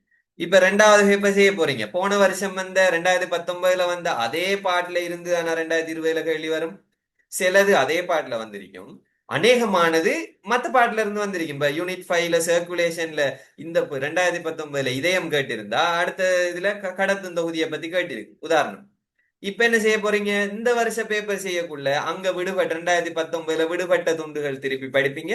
ஏற்கனவே படிச்சிருந்தா அதுக்கு குயிக் ஆன்சர் வந்துடும். என்ன போன வருஷம் பார்த்தது ரைட் 2வது தரம் இதுல எனக்கு சிம்பிள், எனக்கு ஏற்கனவே வழங்கிட்டேன், திருப்பி பார்த்துட்டேன், சோ படிச்சு முடிச்சு விஷயம் முடியுது. இப்ப 2020 செஞ்சீங்க. அப்ப செய்யற பேப்பர் செய்யற திருப்தியும் கூடும், கரெக்ட் பண்ணினக்குள்ளேயும் டைம் குறையும். அடுத்து புக்ல ரிசோர்ஸ் புக்ல எங்கெங்க நோட்ஸ் இருக்குங்கிறது கண்ணுக்கு பழகிட்டே போகும். ஏன் திருப்பி பெறட்டுறீங்க 2வது தரம். 2021 செய்யுங்க, இன்னும் ஃபாஸ்ட் கூடும். 2022 செய்யுங்க, இன்னும் ஃபாஸ்ட் கூடும். 2025 செய்யக்குள்ள ஃபுல் கான்பிடென்ட் வரும். ஃபுல் சிலபஸும் முடிஞ்சிடும். ஏன் எம்சிக்யூல 10 வருஷம் நீங்க இப்ப 2019ல இருந்து 25 வரை எத்தனை வருஷம்? 8 வருஷம். 9 வருஷம் வேண்டா, 8 9 வருஷம் செய்யக்குள்ளேயே ரைட். சாரி, 9 வருஷம் இல்ல, 7 வருஷம். ஸோ 7 வருஷம் செய்யக்குள்ளேயே உங்களுக்கு ஃபுல் சிலபஸும் அநேகமா கவர் ஆகும். ஸோ நீங்க கவர் ஆகின பாட்டுக்கெல்லாம் ரிசோர்ஸ் புக்ல எல்லாம் அவடத்தை நான் படிக்கக்குள்ள என்ன செஞ்சேன்டா, அந்த பாடம் பேப்பர் எம்சிக்கு செஞ்சேன்டா, அந்த ரிசோர்ஸ் புக் எங்கட காலத்துல ரிசோர்ஸ் புக் இல்ல, நோட்ஸ் தான் இருந்த கோப்பி. ஸோ ஒரு ஒரு 20 கோப்பி வரும் பயாலஜிக்கு ரைட், 100 தாள் கோப்பி அல்லது 80 தாள் கோப்பி. ஸோ அந்த கொப்பியில என்ன செய்வோம்டா, அந்த கொப்பியில கோட்டுக்கு பிஞ்சால ஒரு இடம் இருக்குந்தானே, அதுல இப்ப 2019ஆம் ஆண்டு 3ஆம் கேள்வி அவடத்தை இருக்கேன்டா, 2019 3 உண்டு, அந்த கொப்பிக்கு பக்கத்துல எழுதி விடுவேன் கேள்வி நம்பர். சரிதானே? அதே மாதிரி அந்த தியரிக்கு முன்னுக்கு ஒரு பாஸ் போடுவேன்.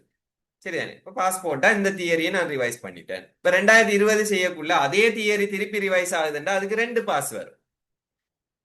புது பகுதி வந்தா அதுக்கு ஒரு பாஸ் வரும். இப்படி 2025 வரை முடிச்சதுக்கு பிறகு பாத்தீங்கன்னா அநேகமா ரிசோர்ஸ் புக்ல இருக்கிற அவ்வளவும் படிச்சு முடிச்சிருப்பீங்க, அல்லது உங்களோட நோட்ஸ்ல இருக்கிற அவ்வளவும் படிச்சு முடிச்சிருப்பீங்க. பாஸ் போடாத ஏரியா இருக்குமா இல்லையா? அதை நீங்க ரிவைஸ் பண்ணலாம் திருப்பி. பாஸ் போடாத ஏரியாக்கள் ஏதும் இருந்து அது அநேகமா பாஸ்போர்ட் எல்லாம் படிச்சு முடிப்பட்டு. ஸோ பேப்பரும் முடியும், தியரியும் முடிஞ்சிடும். ஸோ இதுதான் பெஸ்ட் மெத்தட். ரிப்பீட்டர்ஸுக்கு ஆக பெஸ்ட் மெத்தட். ஏன்னா நீங்க தியரியை முடிச்சுட்டு கடைசி வரைக்கும் பேப்பரை செய்ய வெளிக்கிட வேணாம். ஏன்னா தியரி முடிக்கக்குள்ள பழசி மறந்து போயிடும். ஆனா இந்த மெத்தட்ல என்ன செய்வீங்க? 7 தரமும் ஃபுல் தியரியும் ரிவைஸ் பண்ணுவீங்க. 7 தரம் ரிவைஸ் பண்ணக்குள்ள எவ்வளவு மைண்ட்ல நிற்கும் யோசிச்சு பாருங்க. ஸோ இந்த மெத்தட் உங்களுக்கு பெஸ்டான மெத்தடா இருக்கு. இது எந்த சஜஷன் ஒன்லி. சரிதானே? உங்களோட டீச்சரா உங்களோட ஒரு ஆலோசகரா இந்த சஜஷன் ஒன்லி. இதை நீங்க செஞ்சு பார்க்கலாம். ஃபர்ஸ்ட் பேப்பர் செய்ய ஷுவரா கஷ்டமா இருக்கு, அது படிக்கும். பட் செகண்ட் தேர்ட் பேப்பர் போகக்குள்ள உங்களுக்கு அது பெஸ்ட் மெத்தடாக இருக்கு. சரிதானே? ரைட். நோ, யூனிட் 5 செய்ய வேணாம். அதுதான் நான் திருப்பி திருப்பி ஃபுல் பேப்பர் ஒன்லி. யூனிட் 5 செய்ய வேணாம். யூனிட் 5 செஞ்சீங்க என்றால் 2வது யூனிட்டை முடிச்சு போட்டு இப்ப இந்த மாசம் 2வது யூனிட் செஞ்சு முடிச்சிட்டு 3ஆம் மாசம் 3வது யூனிட், அடுத்த மாசம் 4வது யூனிட், அடுத்த மாசம் 5வது யூனிட் போகக்குள்ள 2வது யூனிட் படிச்ச ஞாபகம் இருக்குமா இல்ல? யோசிச்சு பாருங்க. 2வது யூனிட் படிச்சு மறந்துடும். திருப்பி எப்ப நீங்க 2வது யூனிட் ரிவைஸ் பண்ண போறீங்க? எக்ஸாமு கிட்ட திருப்பி உங்களுக்கு டைம் கிடைக்கும்னு நினைக்கிறீங்களா? பயாலஜி மட்டுமா நம்ம படிக்கும்? பிசிக்ஸ் படிக்கணும், கெமிஸ்ட்ரி படிக்கணும், எல்லாத்துக்கும் டைம் கிடைக்கும் நினைக்கிறீங்களா? கடைசி டைம்ல ஸ்ட்ரெஸ் ஆகுவீங்க தேவையில்லாம. ஆனா இந்த ஃபுல் பேப்பர் செய்யக்குள்ள என்ன செய்வீங்க? ஒவ்வொரு மந்த்தும் ஒவ்வொரு பாடத்தையும் செஞ்சுட்டே போவீங்க. அடுத்து மந்த்துக்கு செய்யற வீதம் குறையும் போக போக.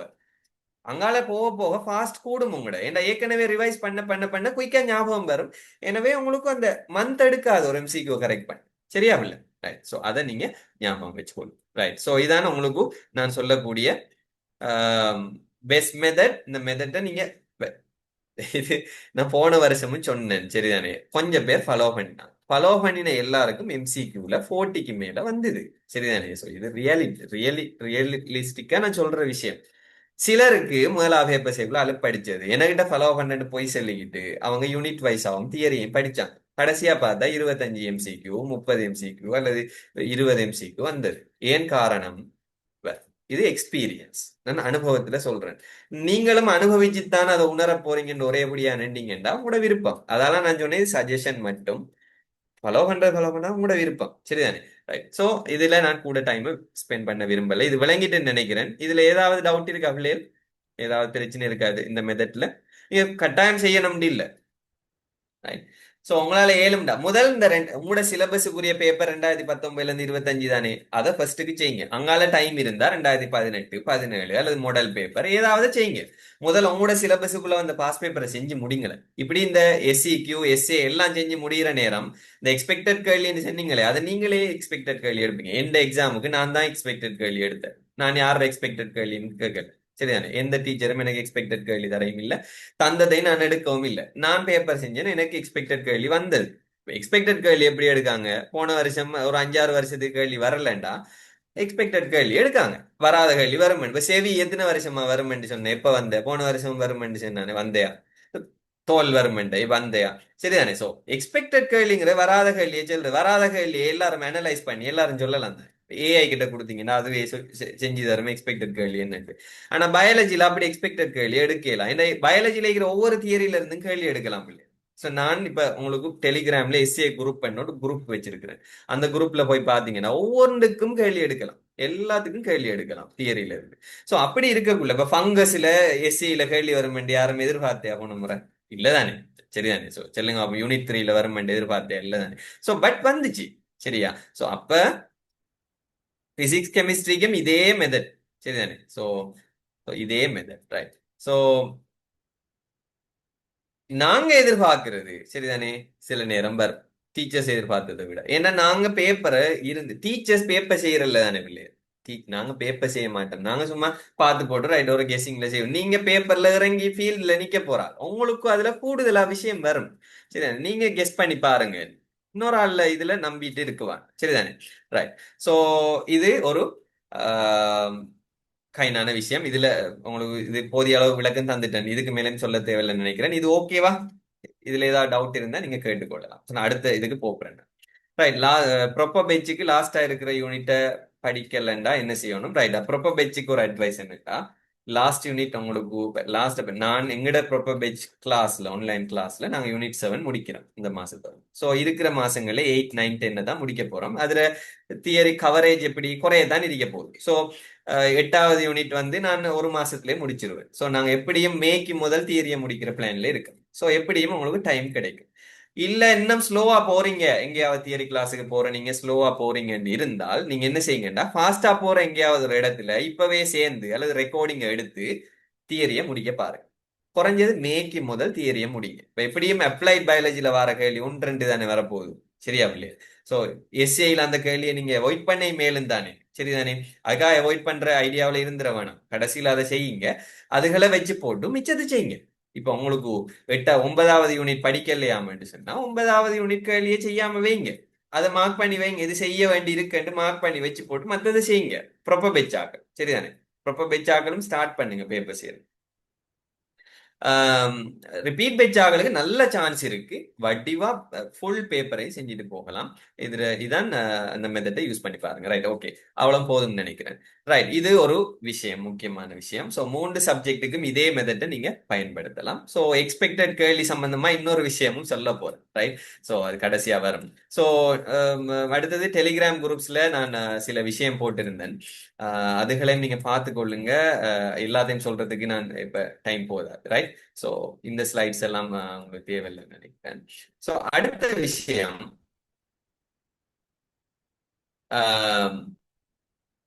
ஸோ இதெல்லாம் தான் நான் சொன்ன விஷயங்கள். ஸோ A+ எடுக்கிற நம்மளோட முக்கியமான டார்கெட்.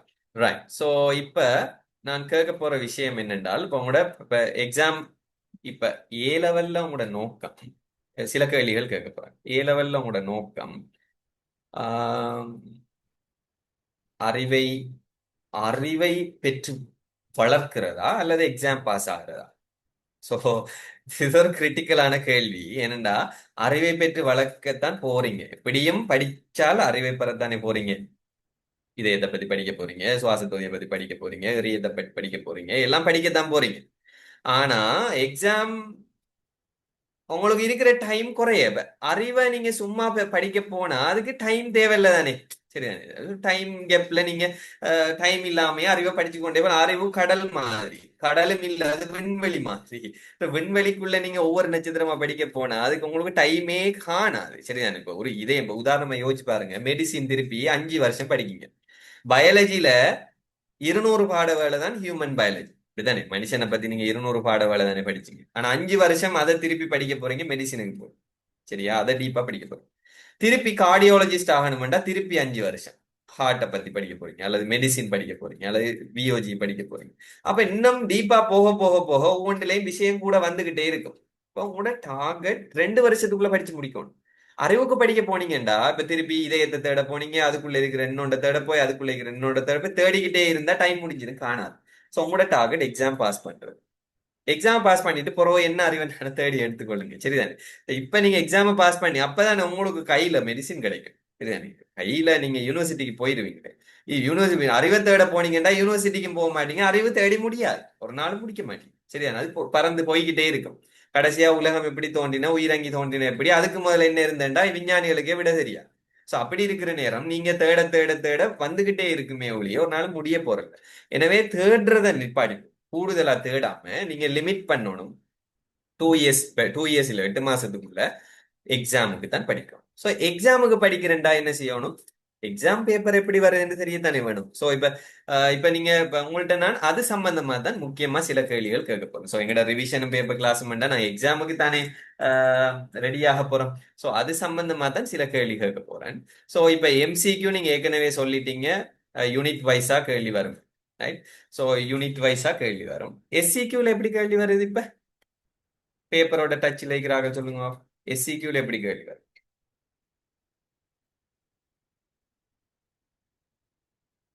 ஏ மிக்ஸ். ஷுவரா? மிக்ஸ் மெத்தடா? கடந்த 2 வருஷங்களா அல்லது 3 வருஷங்களா பேப்பர் எப்படி வருது?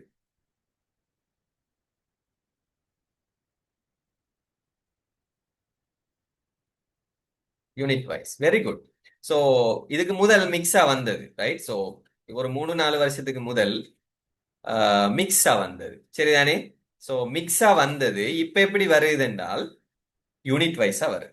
சரிதானே? Right, so resource book update சம்பந்தமா கதைக்கேன், கொஞ்சம் பொறுங்க. ரைட், ஸோ ஸோ அது நிறைய பேர் கேட்கிற கேள்வி. ஸோ அதுக்கு ஒரு கதை ஒன்று சொல்லுவேன், அது அப்ப விளங்கும்.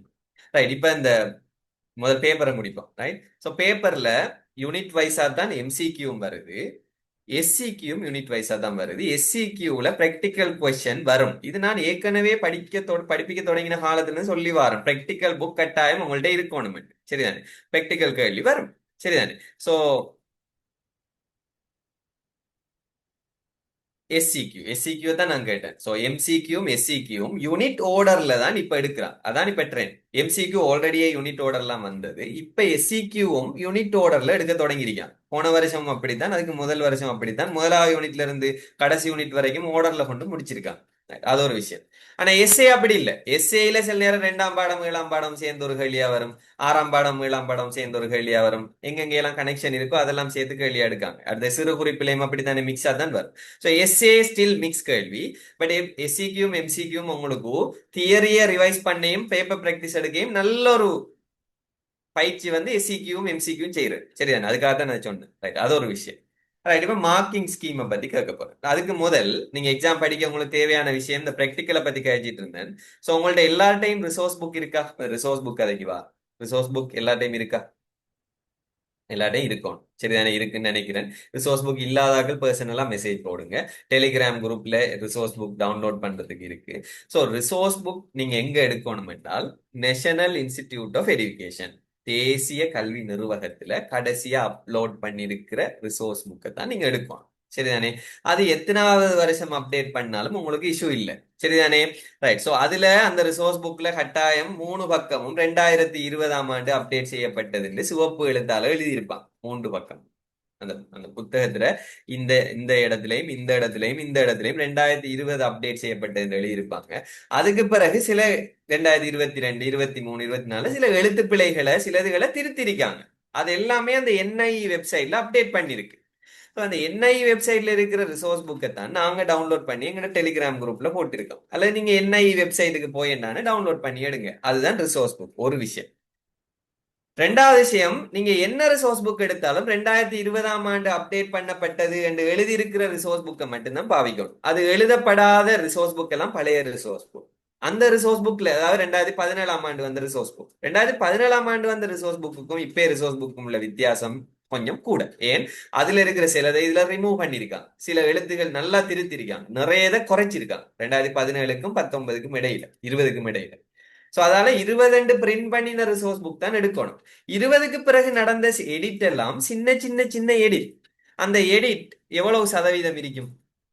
ரிசோர்ஸ் புக் 600 பாட வேலை, அதுல 4 புத்தகம் இருக்கு. 4 புத்தகத்திலையும் திருத்தினது எத்தனை சதவீதம் பிள்ளைகள் சொல்லுங்க? 50% திருத்திரியா? எழுத்து பிழையை திருத்திருக்கலாம். விளங்குறதுல ஏதாவது மாற்றம் இருந்தா திருத்திருக்கலாம். சில படங்களை ரிமூவ் பண்ணிருக்கலாம். இதை தவிர பெரிய திருத்தம் ஒன்றும் இல்லை. இந்த இந்த 2020 அச்சிடப்பட்டது என்று வந்ததுக்கு பிறகு வந்த எந்த ரிசோர்ஸ் புக்கை படிச்சாலும் சரிதானே, அந்த நீங்க அதுக்குள்ள வந்த லேட்டஸ்டா வராத பழைய தொண்டை படிச்சிட்டீங்கன்னு வைங்களம் உதாரணமா. அதை படிச்சதால உங்களுக்கு ஏவராம போகுமா? ஏவராம போகுமா? ஒரு ஒரு சதவீதம் திருந்திருக்குமா அதுல? 1% அல்லது 2% திருத்திருக்குமா? அந்த திருத்தினத்துல தான் கேள்வி வருமா? சரிதானே? திருத்தாதது 99% சமனா இருக்கு ரெண்டு புத்தகத்திலையும். திருத்தினது 1% இருக்குமா? அந்த 1% கேள்விக்கு வருமாங்கிறது நிகழ்தகவு. அதுல 1%த்துல 1% கேள்விக்கு வந்து அந்த கேள்வியை பிழையா செஞ்சாலும் கூட மிச்ச 99 நீங்க சரியா தானே செய்யணும். கடைசியா சொல்றேன், ஆனா பழைய ரிசோர்ஸ் புக் படிச்சா அதால எனக்கு மார்க்ஸ் குறைய வந்துட்டு பழி போடுறதுக்கு தேடப்படா. சரிதானே? சோ எப்படியோ 2014 ரிசோர்ஸ் புக் படிச்சா அவங்க கூட போலாது. 2020 அச்சிடப்பட்டது என்று அப்டேட் செய்யப்பட்டது என்று எழுதப்பட்டிருக்கிற என்ஐஇல கடைசியா டவுன்லோட் பண்ணின ரிசோர்ஸ் புக் எடுத்து படிங்க. சரிதானே? அதுல இருக்கிறத படிச்சீங்கன்னா போதும், தாராளமா நீங்க எக்ஸாம் செய்யலாம். ரிசோர்ஸ் புக் டவுட் சரியா? ரைட். இப்ப அடுத்தது முக்கியமானது உங்களுக்கு தேவையானது ரிசோர்ஸ் புக்கோட இன்னொன்று தேவை என்ன? Practical book. சரிதானே? ரிசோர்ஸ் புக் 4 இருக்கு, உங்களுக்கு தெரியும் நினைக்கிறேன். அடுத்தது முக்கியமா தேவையானது பிராக்டிக்கல் புக். ஸோ இந்த பிராக்டிக்கல் புக்ல என்ன போட்டிருக்காங்கன்னு சொன்னா, பிராக்டிக்கல் எப்படி செய்யற என்று போட்டிருக்காங்க. எல்லாத்துலயும் அவதானம் இல்லை. எல்லா பிராக்டிக்கல்லையும் அவதானம் இல்லை. இப்ப கேள்வி எடுக்கக்குள்ள சொல்லுங்க பாப்போம். இப்ப எல்லா ஸ்கூல்லையும் சயின்ஸ் லேப் இருக்குமா? எல்லா ஸ்கூல்லையும் இந்த பிராக்டிக்கல் செஞ்சிருப்பாங்களா? ஈவன் சயின்ஸ்ல பிரிக்கிற இடத்துல எல்லா பிராக்டிக்கலும் செஞ்சு பாக்கீங்களா? இல்லதான். சோ சில பிராக்டிக்கல் செய்யறது. அது யூனிட் 5, யூனிட் 6 அது அந்த மாதிரி ஏரியாவில் வர பிராக்டிக்கல் எல்லாம் செய்யற பிராக்டிக்கலும் இல்ல, பாக்குற பிராக்டிக்கல் தான். படம் பார்க்கிற பிராக்டிக்கல், வரிப்படம், இதயத்தின் வரிப்படத்தை பாருங்க, மூளையின் வரிப்படத்தை பாருங்க. அதெல்லாம் ரிசோர்ஸ் புக்ல படம் இருக்கா இல்லையா? சோ அந்த படம் எல்லாம் நீங்க படிச்சிட்டீங்க. சில பிராக்டிக்கல் முக்கியமா செஞ்சு பாக்குற பிராக்டிக்கல் எங்க இருக்கு? எத்தனை யூனிட்ல செஞ்சு பாக்குற பிராக்டிக்கல் இருக்கு சொல்லுங்க பாபு. செஞ்சு பாக்குற பிராக்டிக்கல் எத்தனை யூனிட்ல இருக்கு? பரிசோதனை உபகரணங்கள் எல்லாம் வச்சு செஞ்சு பாக்குற பிராக்டிக்கல் யூனிட் 4ல இருக்கு, யூனிட் 2ல இருக்கு. யூனிட் 2ல குளுக்கோஸ் வெள்ள வெள்ள பரிசோதனை, புரத பரிசோதனை அப்படி இருக்கலாம். சோ அந்த பரிசோதனை கொஞ்சம் இருக்கு. யூனிட் 4ல இந்த ஆவி உறுப்பு வீதம் துணிகிறது, இந்த ஒளித்தொகுப்பு வீதம் துணிகிறது கொஞ்சம் பரிசோதனை இருக்குல்ல, உறிஞ்சன் மானி அந்த மானி இந்த மானிண்டு. ரைட். சோ ஒளித்தொகுப்பு வீதம் முதல் வருது, இந்த இதுல ஆவி உறுப்பு வீத பரிசோதனை வருது. ரைட். சோ அந்த பரிசோதனை இருக்கு. யூனிட் 7ல என்ன பரிசோதனை இருக்கு? பரிசோதனை புத்தகத்தை எடுத்து பாருங்க. சோ பரிசோதனை புத்தகத்துல இருக்கிறதுல செய்யற பரிசோதனை இந்த யூனிட் 2 யூனிட் 4ல தான் மெயினா இருக்கு. அதுல இருந்து கேள்வியும் வந்துரு, போன வருஷம் போன இந்த 2025 பேப்பர்லயும் கேள்வி வந்து சரியா. சோ பிராக்டிக்கல் கேள்வி உண்டு.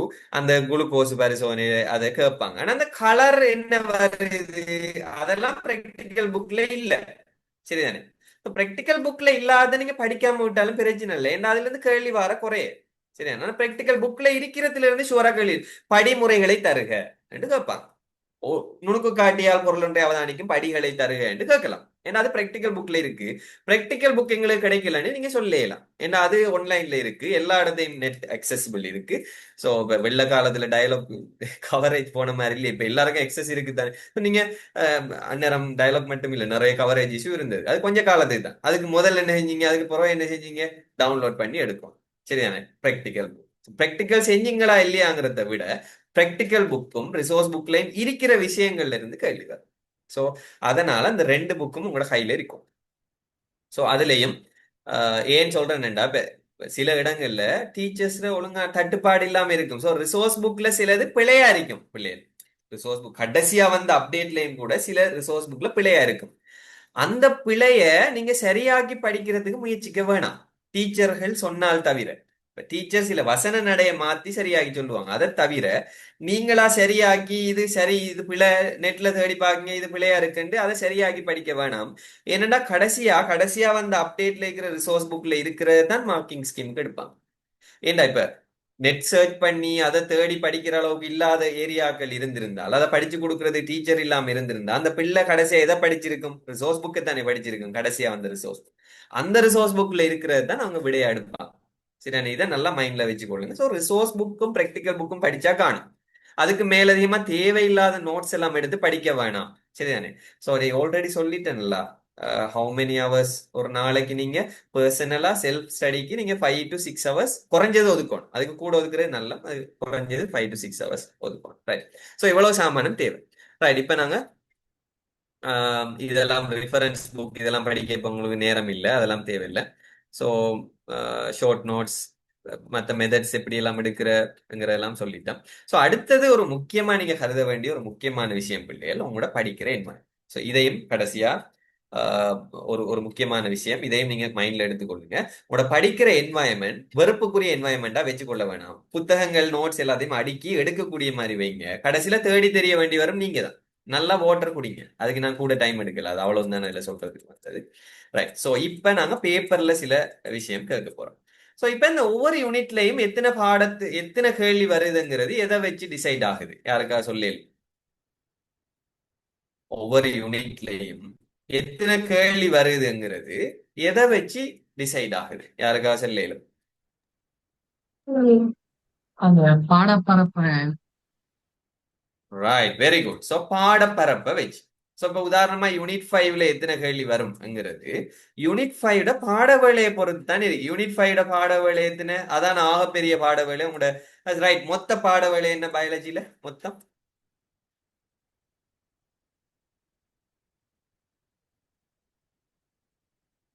மொத்த பாடவேளை எத்தனை பிள்ளைகள் பயாலஜில? S, very good, 600. அதுல கிரேட் 12க்கு 300, கிரேட் 13க்கு 300, அப்படித்தானே? சோ அதுல யூனிட் 5க்கு எத்தனை பாடவேளை? 195 பாடவேளை. சரி, கிட்டத்தட்ட 200 பாடவேளை. யூனிட் 5 யூனிட் 1 சேர்த்தா 200 பாடவேளை. சரியா? சோ இந்த இந்த பாடவேளைக்கு ஏற்ற மாதிரி தான். ஸோ இந்த பிரசன்டேஷன் உங்களுக்கு பிறகு வேண்டாம் தாரன், இதுல ஷார்ட் நோட்ஸ் எடுக்கிறது இப்படி, அதுல சில மெத்தட்ஸ் எல்லாம் இருக்கு. அதை சொல்லி கொண்டிருக்கிற நேரம் இல்லை, அதை நாங்க கிளாஸ் செய்யற நேரம் ஒவ்வொரு டைம்ல நான் ஒவ்வொரு முக்கியமான விஷயங்களை சொல்லி கொண்டு போவேன். சரிதானே? இப்ப நான் மெயினா பேப்பரை பத்தி தான் சொல்லணும். சோ பாடவேளை அடிப்படையில தான் கேள்வி வரும். பொதுவாக எம்சிக்யூ எடுத்தீங்க என்றால் 10 பாடவேளை இருக்கிற ஒரு பரப்புக்கு ஒரு கேள்வி வரும். கொமன் 10 பாடவேளை இருக்கிற பரப்புக்கு ஒரு கேள்வி வரும். சரியா? So, உதாரணமா யூனிட் 5ல அதாலதான், யூனிட் 1ல அதாலதான் கேள்வி வர குறையும். ஆனா கடந்த 2-3 வருஷமா யூனிட் 1ல ஒரு கேள்வி எடுக்காங்க ஷுவரா. சரியா? எம்சிக்யூல. சோ எம்சிக்யூல பாட வேலையை வச்சுதான் கேள்வி வரும். இப்ப யூனிட் 5ல அப்படி என்ன சொல்லுங்க பாப்போம். யூனிட் 5க்கு எத்தனை எம்சிக்யூ கேள்வி வரலாம்? சோ இதான் பாட வேலைகள்ல எண்ணிக்கை. சோ யூனிட் 5ல எத்தனை பாட வேலை வரலாம், எத்தனை கேள்வி வரலாம்? S, very good. ஸோ 16 தொடக்கம் 18 கேள்விகள், 16-17 கேள்விகள் யூனிட் 5ல மட்டும் வரும். ஏன்? அது மூணில் ஒரு பங்கு. ஸோ 50 கேள்வியில மூணில் ஒரு பங்கு யூனிட் 5ல வரப்போகுது. சரி, 195 பாட வேலைங்க பாருங்க. ஸோ அது மாதிரி தான் கேள்வி வரும். 80 பாட வேலை இருக்கிற பாட வேளையில அதுக்கு அடுத்த கேள்வி வரும். சரிதானே? சோ 80ன்னு சொன்னா அதுக்கு ஏற்ற மாதிரி சோ எத்தனை கேள்வி வரும் என்று உங்களுக்கு விளங்கும். நீங்க இதை பேப்பரோட ஒப்பிட்டு பாருங்க. நான் சொல்ற பொய்யா சரியான்னு பேப்பர் எடுங்க, எம்சிக்கு பேப்பர் எடுங்க. லாஸ்ட் இயர் வந்தது ஒவ்வொரு யூனிட்லயும் எத்தனை கேள்வி இருக்குன்னு போட்டு பார்த்து பாட வேலைக்கு பிரிச்சு பாருங்க. அன்னளவாக சரியா மட்டுமட்டா இருக்காது, அன்னளவாக அந்த பாட வேலைக்கு ஏற்ற மாதிரி விகிதத்துல தான் கேள்வி வரும். சோ பார்ட் 1க்கு எத்தனை மார்க்ஸ் பிள்ளைகள்? சோ இதான் உங்களோட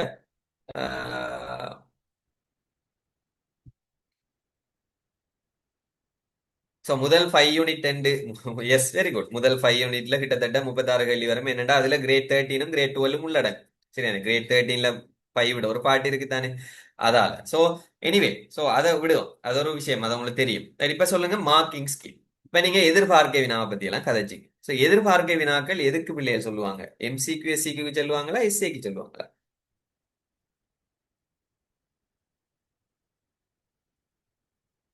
எதிர்பார்க்கை வினாக்க எம்சிக்யூ எஸ்சிக்யூ சொல்றாங்களா பயாலஜில?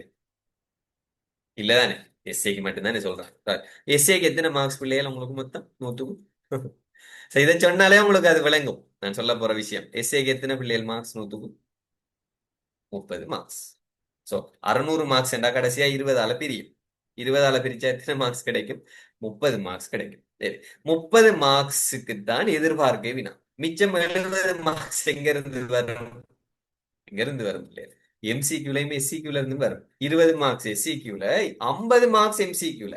நீங்க கூட கவனம் செலுத்தணும். என்னத்துக்கு எதிர்பார்க்க என்னத்துக்கு எதிர்பார்க்கணும்? எம்சிக்யூ எதிர்பார்க்கலாமா பிள்ளைகள்? வந்த கேள்வியும் வந்திருக்கு, வராத கேள்வியும் வந்திருக்கு. ஒரே கேள்வியில வேற விடைய போட்டும் வந்திருக்கு, ஒரே விடைக்கு வேற கேள்வி போட்டு வந்திருக்கு.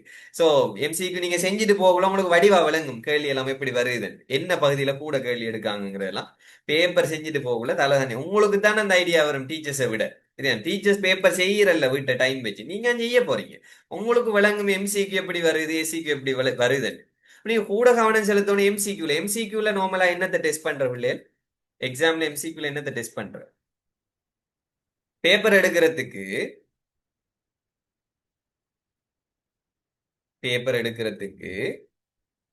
ஒரு சில டெக்னிக்ஸ் இருக்கு. எம்சிக்யூல என்னத்தை சோதிக்கிறேன்னு தெரியுமா உங்கள்ட்ட? ஆழமான அறிவை சோதிப்பான். சரியா? உங்களுக்கு படிப்புல இருக்கிற நுண்ணிய அறிவை சோதிப்பாங்க. அதாவது எங்கெங்க எல்லாம் மூல முடுக்கில் இருக்கிற விஷயம் எல்லாம் எம்சிக்யூலாம் சோதிப்பாங்க. எம்சிக்யூ படிச்சாலே தியரி ஃபுல்லா உங்களுக்கு கவர் ஆயிரும். சரிதானே? எஸ்ஏல ஒரு பரப்புல கூடுதலா எதிர்பார்ப்பாங்க. எஸ்ஏல ஒரு தலைப்பு எடுத்து அதுக்குள்ள டீப்பா கேட்பான். ஆனா எம்சிக்யூங்கிறது எல்லாத்துலயும் இருந்து நுட்பம் நுண்ணிய அறிவை சோதிப்பாங்க. எல்லாம் தெரியுமா, எல்லாத்துலயும் தெரியுமான்னு சோதிப்பாங்க. மெடிசினும் அப்படித்தான். நீங்க மெடிக்கல் ஃபேக்கல்டி போனது புறம் இதே கான்செப்ட் தான். சரிதானே? ரைட். சோ இப்ப நீங்க எதிர்பார்க்கை வினாக்கள் என்று அதை நம்பி போனால் சரிதானே? சோ 4 கேள்வியும் உங்களுக்கு எதிர்பார்க்கை வினா, 4 கேள்வியும் வந்துட்டு என்று வச்சாலும் சரிதானே? 4 கேள்வியிலையும் ஒரு கேள்வியில ஒரு ஒரு ஒரு பாயிண்ட்ஸுக்கு எத்தனை பிள்ளைகள்? ஒரு ஒரு பாயிண்ட்டுக்கு எத்தனை புள்ளி பிள்ளைகள்? எஸ்ஏல எஸ்ஏல ஒரு கேள்விக்கு எத்தனை மார்க்ஸ்? திருத்தும் போது எத்தனை மார்க்ஸ் போடுவாங்க? 150 மார்க்ஸ் போடுவாங்க. 150 4ஆல பெருக்குவாங்க, அதெல்லாம் 600 வரும். 150ண்டா எத்தனை பாயிண்ட்ஸ் நீங்க எழுதணும் எஸ்ஏல? நார்மலா எத்தனை பாயிண்ட்ஸ் எழுதணும்? நார்மலா படம் எல்லாம் சேர்த்து எத்தனை பாயிண்ட்ஸ் வரணும்? நார்மலா 38 37, அந்த 38 39 40 அந்த ரேஞ்சுக்குள்ள பாயிண்ட்ஸ் வரும். அந்த பாயிண்ட்ஸ் ரிசோர்ஸ் புக்ல இருக்கிற ஒவ்வொரு ஃபுல் ஸ்டாப்பும் இல்ல. ஒரு ஃபுல் ஸ்டாப் சில நேரம் 4 பாயிண்ட்ஸ் ஆகும் வரும். உதாரணமா இதயம், சோனை அறை, வலது சோனை அறை, இடது சோனை அறை, வலது இதயவறை, இடது இதயவறை என்று 4 அறைகளை கொண்டதுங்கிறத ஒரு பாயிண்ட்ஸும் நான் கொடுக்கலாம். அதை 4 பாயிண்ட்ஸா 4க்கும் கொடுக்கையுமே எழும் எனக்கு. அது எக்ஸாம் எடுக்கிற ஆளை பொறுத்தது. நீங்க அந்த பாயிண்ட்ஸ் 38 பாயிண்ட்ஸ் யோசிக்கப்படாது. சோர்ஸ் புக்ல என்ன இருக்கோ அதை எழுதணும். இதெல்லாம் நான் எஸ்ஏ எழுதக்குள்ள நான் இந்த டெக்னிக்ஸ் எல்லாம் உங்களுக்கு சொல்லி தருவேன். சோர்ஸ் புக்ல இருக்கிற முக்கியமான பாயிண்ட்ஸ் எல்லாத்தையும் நீங்க எழுதித்தான் ஆகணும். அதுல எது ஒரு பாயிண்ட் எது 2 பாயிண்ட்னு உங்களால இப்ப டிசைட் பண்ணல. அது ஸ்கீம்ல தான் அது வரும். சரிதான். சோ இந்த 38 பாயிண்ட்ஸ் எடுத்தால் 38க்கு 150 என்றால் ஒரு ஒரு பாயிண்ட்டுக்கு எத்தனை மார்க்ஸ் பிள்ளைகள் வரும்? ஒரு பாயிண்ட் 40 வைப்பமே, 150 40 கண்டா ஒரு பாயிண்ட்டுக்கு எத்தனை புள்ளி வரும்? பிரிச்சு பாருங்க. 150 38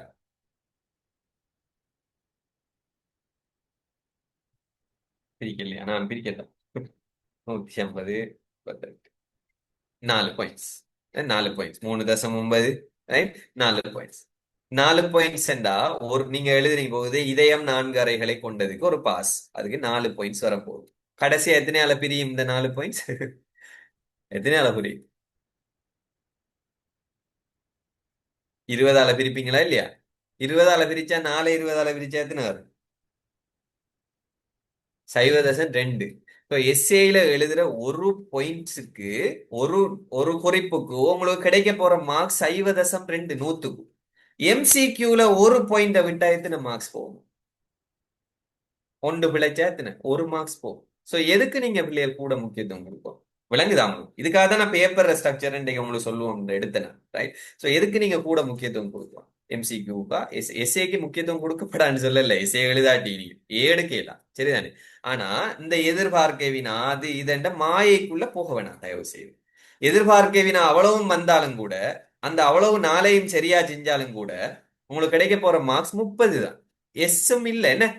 35 எஸ் 30 மார்க்ஸ் தான் உங்களுக்கு கிடைக்கும். மத்த எம்சிக்யூ எல்லாமே எஸ்ஏல வர டாபிக்ல அநேகமா எம்சிக்யூ கேள்வி எடுக்க மாட்டாங்க அந்த வருஷத்துக்கு.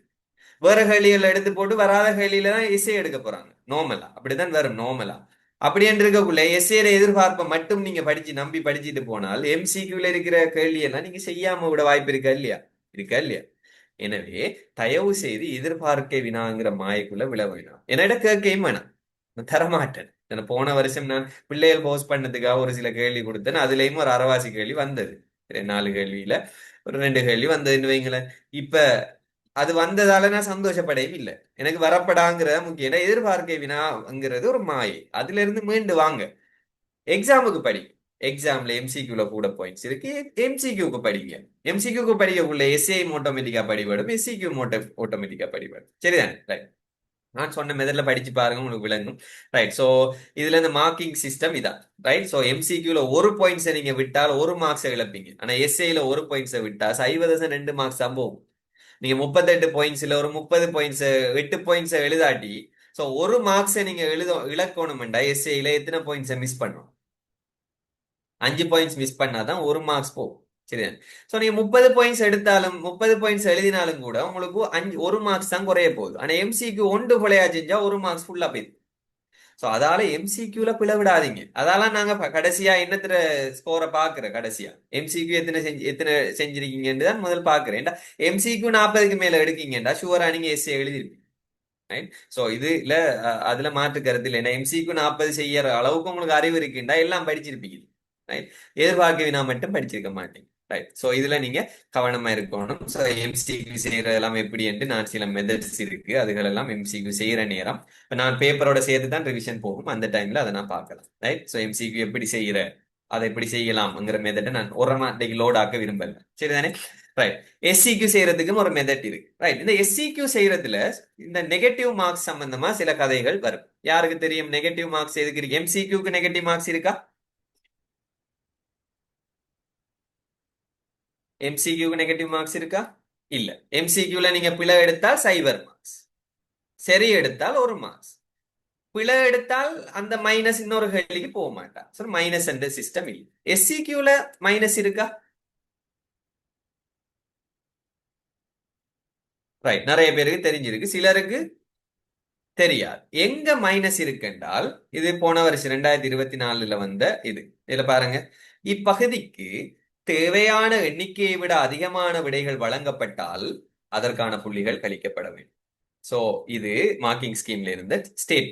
சோ என்ன செய்யணும்? இப்ப நீங்க உதாரணமா பின்வரும் பேரிராஜ்யங்களோ ஒன்றுங்க எங்களுக்கு கலைச்சுவரின் சோ ஏதோ ஒரு ஒரு கேள்வி உதாரணமா சொல்றேன். இதயத்தின் உதாரணமா இதயம் தான் எனக்கு ஒரே வருதுன்னு. சோ ஒரு சிம்பிளான உதாரணம் சொல்லுங்க. ரைட். நைடேரியாக்கள் கணம் நைடேரியாக்களில் உள்ளடங்கும் 2 விலங்குகளை தருக கேட்கலாம். நீங்க உங்களோட அறிவை காட்ட போறீங்க. உங்களுக்கு 4 விலங்கு தெரியும் இப்ப. சோ என்ன செய்ய போறீங்க? ஹைட்ரா எழுதுறீங்க, ஒபீலியா எழுதுறீங்க, ஜெலிஃபிஷ் எழுதுறீங்க, கடல் முருகைக்கல் எழுதுறீங்க, 4 எழுதிட்டீங்க. எத்தனை மார்க்ஸ் கிடைக்கும்? 2 கேட்ட. நைடேரியா 2 தாங்கன்னு கேட்ட. 4 எழுதிட்டீங்க. எத்தனை மார்க்ஸ் கிடைக்கும்?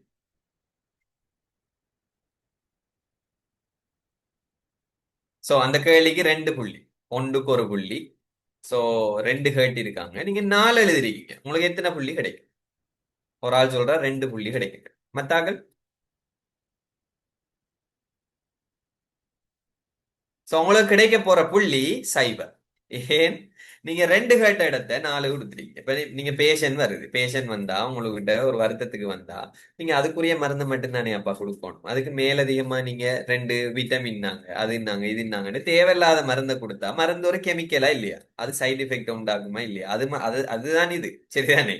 சோ நீங்க எஸ்சிக்கு ஆன்சர் பண்ணக்குள்ள 2 கேட்டா 2 எழுதணும். உரமா உங்களோட அறிவை கொண்டாங்க காட்டப்படா. எஸ்சிக்குங்கிறது அதுக்கு தான் கோடு போட்டுறீங்க. கோட்டுக்கு போகாதே. கோட்டை தாண்டப்படா. வீட்டுக்குள்ள கோடு போட்டிருக்கு. இதை தாண்டி நீ போப்படாண்டா போப்படா. 2ண்டா 2 தான். 4 எழுதினால், 3வது எழுதினால் -1. 2க்கு +2, 3வது எழுதினால் -1. அப்போ 1 மார்க்ஸ். 4வது எழுதினா சைபர். 5வது எழுதினாலும் சைபர் தான். மைனஸ் ஒரு மார்க்ஸ் வர மாட்டான். மேக்சிமம் குறைச்சிட்டு போய் கடைசியா வரக்கூடிய மார்க்ஸ் எத்தனை? சைபர். சைபருக்கு குறைய போட மாட்டாங்க. ஆனா மார்க்ஸ் கிடைக்காது. சைபர்ண்டா என்ன? அந்த மார்க்ஸ் இல்லை. அதான் உங்களுக்கு நடக்க போறது. சோ இப்ப உதாரணமா இந்த 4 விடையில நீங்க என்ன செய்யறீங்க? 4 எழுதுறீங்க. உங்களோட அறிவை காட்டுறதுக்கு 4 எழுதுறீங்க. அதோட முதலாவது விட எழுதுறீங்க. ரைட்? நான் கேட்ட கேள்வி என்ன? நைடேரியாக்களுக்கு 4 உதாரணம் தரு. முதலாவது விட எழுதுறீங்க மண்புழு. 2வது விட எழுதுறீங்க வட்டப்புழு. மண்புழு, வட்டப்புழு. அதுக்கு பிறகு 3வது விட எழுதுறீங்க இழுது மீன். 4வது விட எழுதுறீங்க ஹைட்ரா. இப்ப எத்தனை மார்க்ஸ் கிடைக்கும்? சைபர். ஏன்? முதலாவது இங்கேயும் எப்படியோ 4 மார்க்ஸ் எடுத்துட்டீங்க. சரியா எடுத்தாலும் பிழையா எடுத்தாலும் சைபர் தான் கிடைக்க போகும். இப்ப நீங்க எழுதுறீங்க இப்படி. முதலாவது விட எழுதுறீங்க மண்புழு, 2வது விட எழுதுறீங்க ஹைட்ரா, 3வது விட எழுதுறீங்க முருகை கற்பாறை. இப்ப எத்தனை மார்க்ஸ் கிடைக்கும்?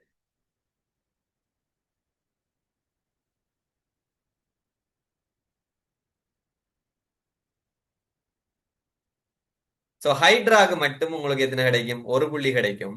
முதலாவது எழுதினது முட்டை. சோ முதல் 2க்கும் நீங்க எழுதுறத மட்டும்தான் கருதுவாங்க சரியா பிள்ளையாண்டு. 3வது நீங்க சரியா எழுதினதுக்காக 3வதுக்கு பாஸ் போட மாட்டான். 3வதே மைனஸ் தான். ஃபர்ஸ்ட் எழுதுற 2 தான் பார்ப்பாங்க. இது நிறைய பேருக்கு தெரியாது பிள்ளைகள். சோ அதெல்லாம் சொல்லித்தாரேன். சில பிள்ளைகள் தேடி படிக்கிற பிள்ளைகள் மட்டும்தான் இதுகளெல்லாம் பார்த்து வச்சிருக்கு. நிறைய பேருக்கு தெரியா. டீச்சர்ஸும் சொல்லலன்னு நிறைய பேர் சொல்றாங்க. சோ அதாலதான் நான் இந்த ஃபர்ஸ்ட் கிளாஸ்ல இதெல்லாம் சொல்லி வச்சிருக்கிறேன். பிறகு நான் பேப்பர் செய்யக்குள்ள இதுகளை நீங்க கவனிச்சு எழுதணும். 2 கேட்டா 2 எழுதணும். கோட்டுக்கு கூட எழுதப்படாது. வரைவிலக்கணம் கேட்டா வரைவிலக்கணத்தில் இருக்கிற 3 பாயிண்ட்ஸ்னா 3 பாயிண்ட்ஸும் எழுதணும். ஒரு பாயிண்ட் மிஸ் பண்ணாலும் 0 தான் உங்களுக்கு கிடைக்கும். வரைவிலக்கணம் வரக்குள்ள. இப்படி நீங்க இதுல கொஞ்சம் கவனமா இருக்கும். ரைட். எஸ்ஏல மைனஸ் மார்க்ஸ் இருக்கா? சொல்லுங்க. அது எழுதுறவங்க வந்து ஸ்பேஸ் காணாடின்னு சரி. ஸ்பேஸ் காணாட்டி பிரச்சனை இல்லை. உங்களோட எழுத்து பெருசா இருந்தால் அதை நீங்க கொஞ்சம் கீழுக்கு எழுதுறதுல பிரச்சனை இல்லை. சரிதானே? மேக்சிமம் நீங்க அந்த ஸ்பேஸுக்குள்ள எழுத பாருங்க. பிழை வந்தா என்ன செய்வீங்க? ஒரு பிழை வந்தா ஒரு கோட்டால வெட்டி போட்டு அதுக்கு மேல அல்லது அதுக்கு பக்கத்துல எழுதுறீங்க. சரிதானே? ரைட். சோ 3 ஆன்சர் கேட்டிருக்க கொஸ்டனுக்கு ஒரு ஆன்சர் பிழை என்றால், மத்த 2ம் பிழை என்றால் ஆன்சருக்கு மார்க்ஸ் இல்லை. எல்லாம் பிள்ளைண்டா மார்க்ஸ் இல்ல தானே பிள்ளை? இந்த கேள்வி விளங்கல்ல. சோ 3 ஆன்சர் கேட்கக்குள்ள 3ம் பிள்ளைண்டா சைபர் தானே கிடைக்கும். மார்க்ஸ் இல்ல, 0 தானே. மத்த 2ம் சரி என்றாலும் முதலாவதுக்கு முட்டை விழும், மத்த 2க்கும் சரி விழும், 2 கிடைக்கும். ஆனா வரைவிலக்கணம் பாருங்க. சில கேள்வியில அதை ஸ்பெஷலா சொல்லுவாங்க. வரைவிலக்கணம் கேட்கிற நேரம் 3 பாயிண்ட்ஸ். வரைவிலக்கணத்துல 3 பாயிண்ட்ஸ் இருந்தால் சில நேரம் நீங்க அதுல ஒரு பாயிண்ட்ஸ் எழுதாட்டியும் சில நேரம் சைபர் கிடைக்கும். அது வரைவிலக்கணத்துக்கு தான் அப்படி போடுவாங்க, அது எல்லாத்துக்கும் இல்ல. அந்த கேள்வியில அதை எழுதியிருப்பாங்க. இந்த ரெண்டும் எழுதல்லேண்ட சைவர் போடுங்க, ரெண்டுல ஒன்று எழுதாட்டியும் சைவர் போடுங்கன்னு அந்த கேள்விக்கு ஏத்த மாதிரி எழுதுவாங்க, கேள்வியில முக்கியத்துவத்தை பொறுத்தது. ரைட். ஸோ எல்லா கேள்விக்கும் அப்படி இல்லை. எஸ்ஏல நெகட்டிவ் மார்க்ஸ் இருக்கா? எஸ்ஏ பத்தி சொல்லுங்க. எஸ்ஏல நெகட்டிவ் மார்க்ஸ் இருக்கா?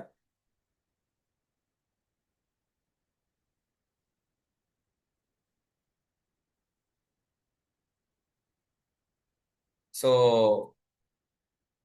இது ஒரு இது ஒரு முக்கியமான விஷயம், நிறைய பேருக்கு இந்த விஷயம் தெரியறல்ல. எஸ்ஏல நெகட்டிவ் மார்க்ஸ் இருக்கு. எப்படி இருக்குன்னு பாருங்க, நான் காட்டுறேன். ரைட். எஸ்ஏல உங்களுக்கு தெரியும், எஸ்ஏல 150 மார்க்ஸ். எப்படின்னு காட்டுறேன், நான் பார்த்தோன்னே விளங்கும். நான் பேப்பர்ல வந்ததை தான் உங்களுக்கு காட்ட போறேன். ரைட். ஸோ எஸ்ஏல படங்கள் வந்தா என்ன செய்யணும்? கட்டாயம் படங்கள், படம் கீறுகண்டு எங்கேயாவது எஸ்ஏல எழுதுவாங்களா? படத்துடன் விவரிக்குக என்று எழுதுவாங்களா எஸ்ஏ கேள்வியில? இல்ல. இல்ல. அப்ப நீங்க எப்படி கெஸ் பண்ணணும்? ரிசோர்ஸ் புக்ல படம் இருந்தால் கட்டாயம் என்ன செய்யணும்? கீறும். இப்போ உதாரணமா என்ன, ஈரல், ஈரல்ல கட்டமைப்பு என்று கேட்கக்குள்ள ஈரல் சிறு சோனையை பற்றி விளக்க சொன்னா சிறு சோனை கீறணும். ஏன்னா ரிசோர்ஸ் புக்ல படம் இருக்கு. இதயத்திர கட்டமைப்பு கேட்கக்குள்ள கீறும். ஸோ படம் கீறும் போது என்ன செய்ய முக்கியமா கவனிக்க வேண்டியது என்ன? எஸ்ஏல படம் குறிக்கணும். படத்துக்கு பெயர் குறிக்கும். பெயர் குறிக்காம ஒரு நிர்வாணமாக்குற எந்த படத்துக்கும் 0 புள்ளி தான் கிடைக்கும். சரிதானே? ரைட். ஸோ சில இடங்கள்ல மட்டும் மார்க்ஸ் கொடுத்திருக்காங்க. அநேகமான படங்களுக்கு நீங்க இதுல பார்க்கலாம், பெயரிடப்படாது சைவர், முற்றாக பெயரிடப்பட்ட 7 புள்ளி. சரிதானே? ஒரு பேருக்கு 1 புள்ளி கொடுத்திருக்காங்க. ஸோ படத்தை மட்டும் கீறி பிரயோசனம் இல்லை. ஸோ படம் கீறும் போது கட்டாயம் பெயர் குறிக்கணும். இதை தெரியாதாக்களும் தெரிஞ்சு வச்சுக்கோங்க. ரைட். இன்னும் இருக்கு பாருங்க, என்ன எழுதியிருக்காங்க. பகுதி பிற்கான பதில்கள் புல்லட் மற்றும் அல்லது எண்களை பயன்படுத்தி புள்ளி வடிவத்தில் எழுதப்பட்டால் அந்த கேள்விக்கு பெற்ற மதிப்பெண்ணில் 10% கழிக்கப்படும். சோ இது பகுதி பிக்கான ஒரு முக்கியமான பாயிண்ட்ஸ். இது 2024 வந்தது, அதுக்கு முதலும் இது இருந்தது. சோ இதுல இருந்து என்ன விளங்குறீங்க? எஸ்ஏ எப்படி எழுதணும்? எஸ்ஏண்டா கட்டுரை வினா. சோ கட்டுரை வினா எப்படி எழுதணும்? எப்படி எழுதணும்? கட்டுரையாக எழுதணும். உங்களோட நோட்ஸ் எப்படி தந்திருப்போம்? டீச்சர்ஸ் எப்படி நோட்ஸ் தந்திருப்பாங்க? Points points. பாயிண்ட்ஸா தந்திருப்பாங்க. அல்லது 1 2 3 பேர். நீங்க என்ன எங்க மார்க்கிங் ஸ்கீம் பாடமாயிட்டு போற மார்க்கிங் ஸ்கீம்ல 1 2 3 4 5 38 பாயிண்ட்ஸ் இருக்கு. 38 நம்பர் ஓட்ட எழுதுற. திருத்துற ஆளுக்கு லேசி தானே, எந்த ஒரு நம்பருக்கு ஒரு மார்க்ஸ் போடுவாருங்க. ஆஹா, அப்படி எழுதலாம். திருத்துற ஆளுக்கு நீங்க லேஸ் எழுதலாது. டீச்சர் படிச்சு தந்த நோட்ஸ் எழுதலாது. ரிசோர்ஸ் புக்ல இருக்கிற மாதிரி நீங்க எப்படி எழுதணும்? பந்திகளாக எழுதணும். ரிசோர்ஸ் புக்ல இருக்கிற மாதிரி தான் எழுதணும் இல்ல, ஒரு 5 6 வசனத்தை சேர்த்து ஒரு பந்தியா எழுதணும். அல்லது நீங்க நோட்ஸா எழுதுறத சும்மா பாயிண்ட்ஸ் முன்னுக்கு குறிப்பு போடாம ஸ்டார் மார்க்கோ 1 2 3 போடாம பந்தியா எழுதிருப்போம். விளங்குதா சொல்றேன்? பந்தியா எழுதாம நீங்க டாட் போட்டு அல்லது 1 2 3 4 போட்டு எழுதியிருந்தா, இது பாயிண்ட்ஸுக்கு தான் சொல்றேன். ரைட். போட்டிருந்தால் மொத்தம் 150 மார்க்ஸ் நீங்க எடுத்துட்டீங்க. 150 மார்க்ஸும் ஃபுல்லா எடுத்தாலும் உங்களுக்கு கிடைக்கும் எத்தனை மார்க்ஸ்? 10% கழியும். 10% எவ்வளவு போகும்? எவ்வளவுமா போகும்? 150 ஃபுல்லா எடுத்துட்டீங்க. ஆனா பாயிண்ட்ஸ் ஃபார்ம்ல எழுதிட்டீங்க. 15 மார்க்ஸ் அது போகும். 15 மார்க்ஸ் போனா எத்தனை வருமோ? 135 மார்க்ஸ் வரும். சரிதானே?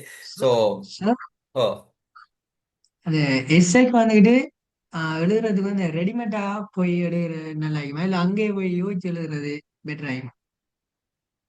ரெடிமேடா யோசிச்சு இன்னொன்று இல்லை, உங்களுக்கு தெரிஞ்சா எழுதுவீங்க, தெரியாட்டி எழுத மாட்டீங்க, அவ்வளவுதான். அதை யோசிச்சு பயாலஜில என்ன யோசிக்கிற உங்களோட மைண்ட்ல இருந்து வரும். அதுக்கு என்ன செய்யணும்? யோசிச்சு கணக்கு செய்யறலையே பயாலஜில. ரைட். சோ ஆனா உங்களோட மைண்ட்ல ஒரு ஒரு ஒரு பிளான் இருக்கணும். இப்போ ஒவ்வொரு பாடமும் அது படிக்கக்குள்ள அந்த பிளானை நீங்க ரெஜிஸ்டர் பண்ணி வைக்கணும். படிக்கக்குள்ள நீங்க இப்ப இதயம் பத்தி கேட்கப்பட்டால், ரைட், எல்லா எஸ்ஏ இதை நம்ம எஸ்ஏ செய்யக்குள்ள நான் விளங்கப்படுத்துறேன். சரிதானே? டைம் போகுது. சோ எல்லா எஸ்ஏலையும் சரிதானே ஃபர்ஸ்ட்டுக்கு ஒரு இன்ட்ரடக்ஷன் மாதிரி. இப்ப நீங்க தமிழ் படிச்சீங்க, தமிழ்ல கட்டுரை எப்படி எழுதுற? முதல்ல என்ன எழுதுவீங்க ஒரு கட்டுரை? ஒரு இன்ட்ரடக்ஷன். அதுக்கு மார்க்ஸ் இருக்காது சில நேரம். இப்ப இதயத்தின் கட்டமைப்பு விவரிக்க வேண்டாம், இதயம் இந்த வடிவத்தில் காணப்படும் என்று அது ஒரு இன்ட்ரடக்ஷனோட ஸ்டார்ட் பண்ண, இதயம் ஒரு முக்கியமான உறுப்பாகும் அப்படின்ட்டு ஸ்டார்ட் பண்ணக்குள்ள ஒரு ஃப்ளோவில் உங்களுக்கு வரும். அங்கால வரும் 4 அறை வரும். சில நேரம் எல்லாத்தையும் அதே ஓர்டர்ல எழுதணும் இல்லை, உங்களுக்கு பிடிச்ச வடிவான ஓர்டர்ல எழுதுங்க. சிலது ஓர்டர்ல எழுத வேண்டி இருக்கும். இப்ப உதாரணமா குழந்தை பிறக்கும் படிமுறைகளை விளக்க போறீங்க, அல்லது ஒரு இன்சுலின் கண்ட்ரோலை விளக்க போறீங்க, அல்லது சமிபாட்டுல ஒரு ஒரு ஓர்டரை விளக்க போறீங்கன்னா அந்த ஓர்டர்லாம் எழுதணும். அதை தவிர வேற சிலது கொமன் ஆனதுகள் எழுதக்குள்ள நீங்க அதே ஓர்டர்ல எழுதணும் வேண்டி இல்லை. சரிதானே? ரைட். சோ நீங்க என்ன செய்யணும்? பந்திகளாக எழுதணும். முதலாவது விஷயம், நீங்க பந்திகளா உடைங்க. இப்ப இதயத்தை பத்தி கேட்டா இதயத்துல கட்டமைப்பு பற்றி கேட்டால் ஃபர்ஸ்ட்டுக்கு அதுல கொமெண்ட் டீச்சர்ஸை சொல்லுங்க. அதுக்கு பிறகு 4 அறைகளையும் பத்தி ஒவ்வொன்றையும் பத்தி சொன்னா சரிதானே? ரைட். ஸோ இப்ப நம்பர் எங்க போடலாம்டா, நீங்க உதாரணமா ஒரு ஒரு பந்திக்குள்ள இப்ப பின்வரும் கட்டமைப்புகள் 3 காணப்படும் என்று சொல்ற நேரம் மட்டும் நீங்க நம்பர் போடலாம். முன்னுக்கு பந்திக்கு முன்னுக்கு நம்பர் போடப்படாது. பாயிண்ட்ஸுக்கு முன்னுக்கு நம்பர் போடப்படா. ஒரு பாயிண்ட்ஸ்ல உங்களுக்கு வருது பின்வரும் கூறுகள் காணப்படும் என்று 1 2 3 போட்டுட்டு கீழே அதை விளக்க போறீங்கன்னா அந்த இடத்துல நம்பர் போடுறதுல இஷ்யூ இல்லை. சரிதானே? ஆனா பாயிண்ட்ஸுக்கு முன்னுக்கு நீங்க நம்பர் போடப்படாது. சோ இதான் ஆக முக்கியம். ஆனா அந்த இதுலயும் உங்களுக்கு குறைய போற மார்க்ஸ் 10% என்று சொல்ற நேரம் 15 புள்ளி என்றா 15 புள்ளி 20ஆல பிரிச்சா எத்தனை குறையும்?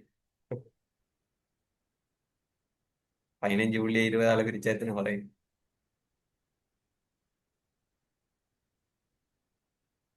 சைவ தசம் இளைஞ்சா. சோ சோ அவ்வளவு புள்ளி தான் உங்களுக்கு குறையும். ஃபுல்லா செஞ்சா ஃபுல்லா செஞ்சா சைவசங்க 7.5 புள்ளி குறையும். ரைட். சோ அந்த ஆனா அந்த சைவசங்க 7.5 புள்ளி உங்களுக்கு முக்கியமானதா இருக்கும் ரேங்குக்கு. சரிதானே? ஓ ரைட். சொல்லுங்க. அது அது எக்ஸாம் அந்த எஸ்ஏல வந்துட்டு எக்ஸாம்பிள்ஸ் எழுதுறதுக்குள்ள வந்து நம்பர் போடலாமா? ஏன் போட போறீங்க எக்ஸாம்பிளுக்கு? ஏன் நம்பர் போட போறீங்க? இப்ப நம்பர் ஏன் போடுற நாம ஒரு விஷயத்துல நம்பர் பண்ற ஏன்? ஒன்றில் போடு. 4 தான் இருக்கேன்டா 4 நம்பர் போடலாம்.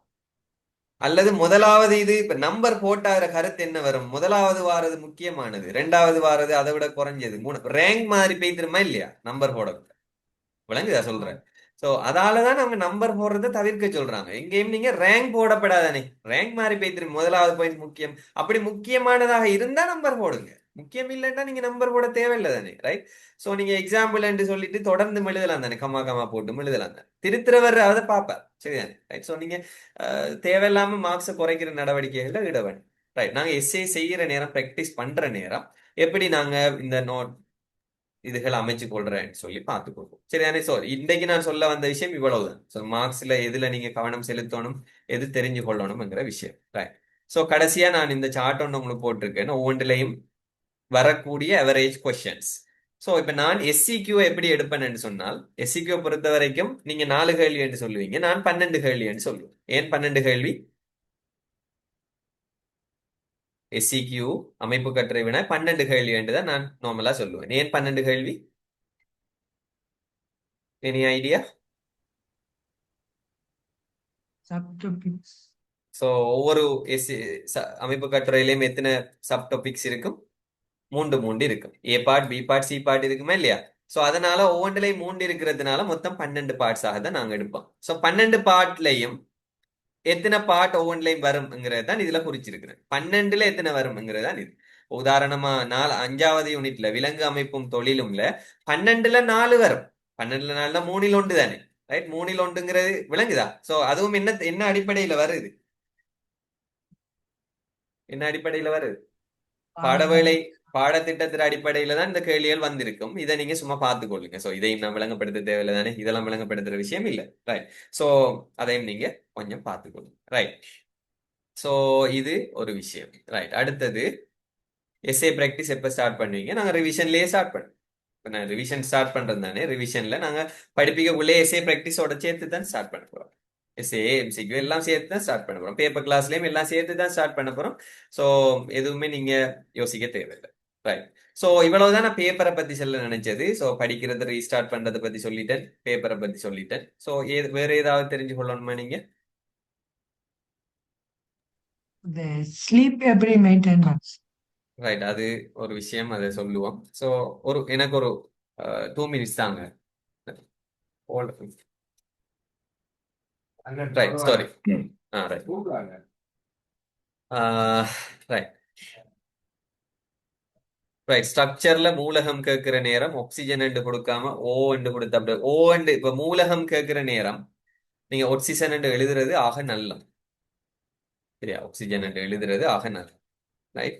ஸோ சில இடத்துல ஸ்ட்ரக்சர்ல இப்ப இலத்திரன் என்று வந்தா என்ன செய்வீங்க? இலத்திரன் எப்படி எழுதுற? போன ஒரு வருஷம் கேள்வியில அந்த இலத்திரன் கொண்டு செல்லல் சங்கிலி எஸ்ஏ கேள்வியில என்ன எழுதியிருந்தாங்கன்னு தெரியுமா? இலத்திரனை குறிக்க ஈஎன் என்று எழுதியிருந்தால் அதுக்கு மார்க்ஸ் இல்லை. சரிதானே? கெமிஸ்ட்ரியில இஎன் இஎன் என்று எழுதி நல்லா பழகிருப்பீங்க.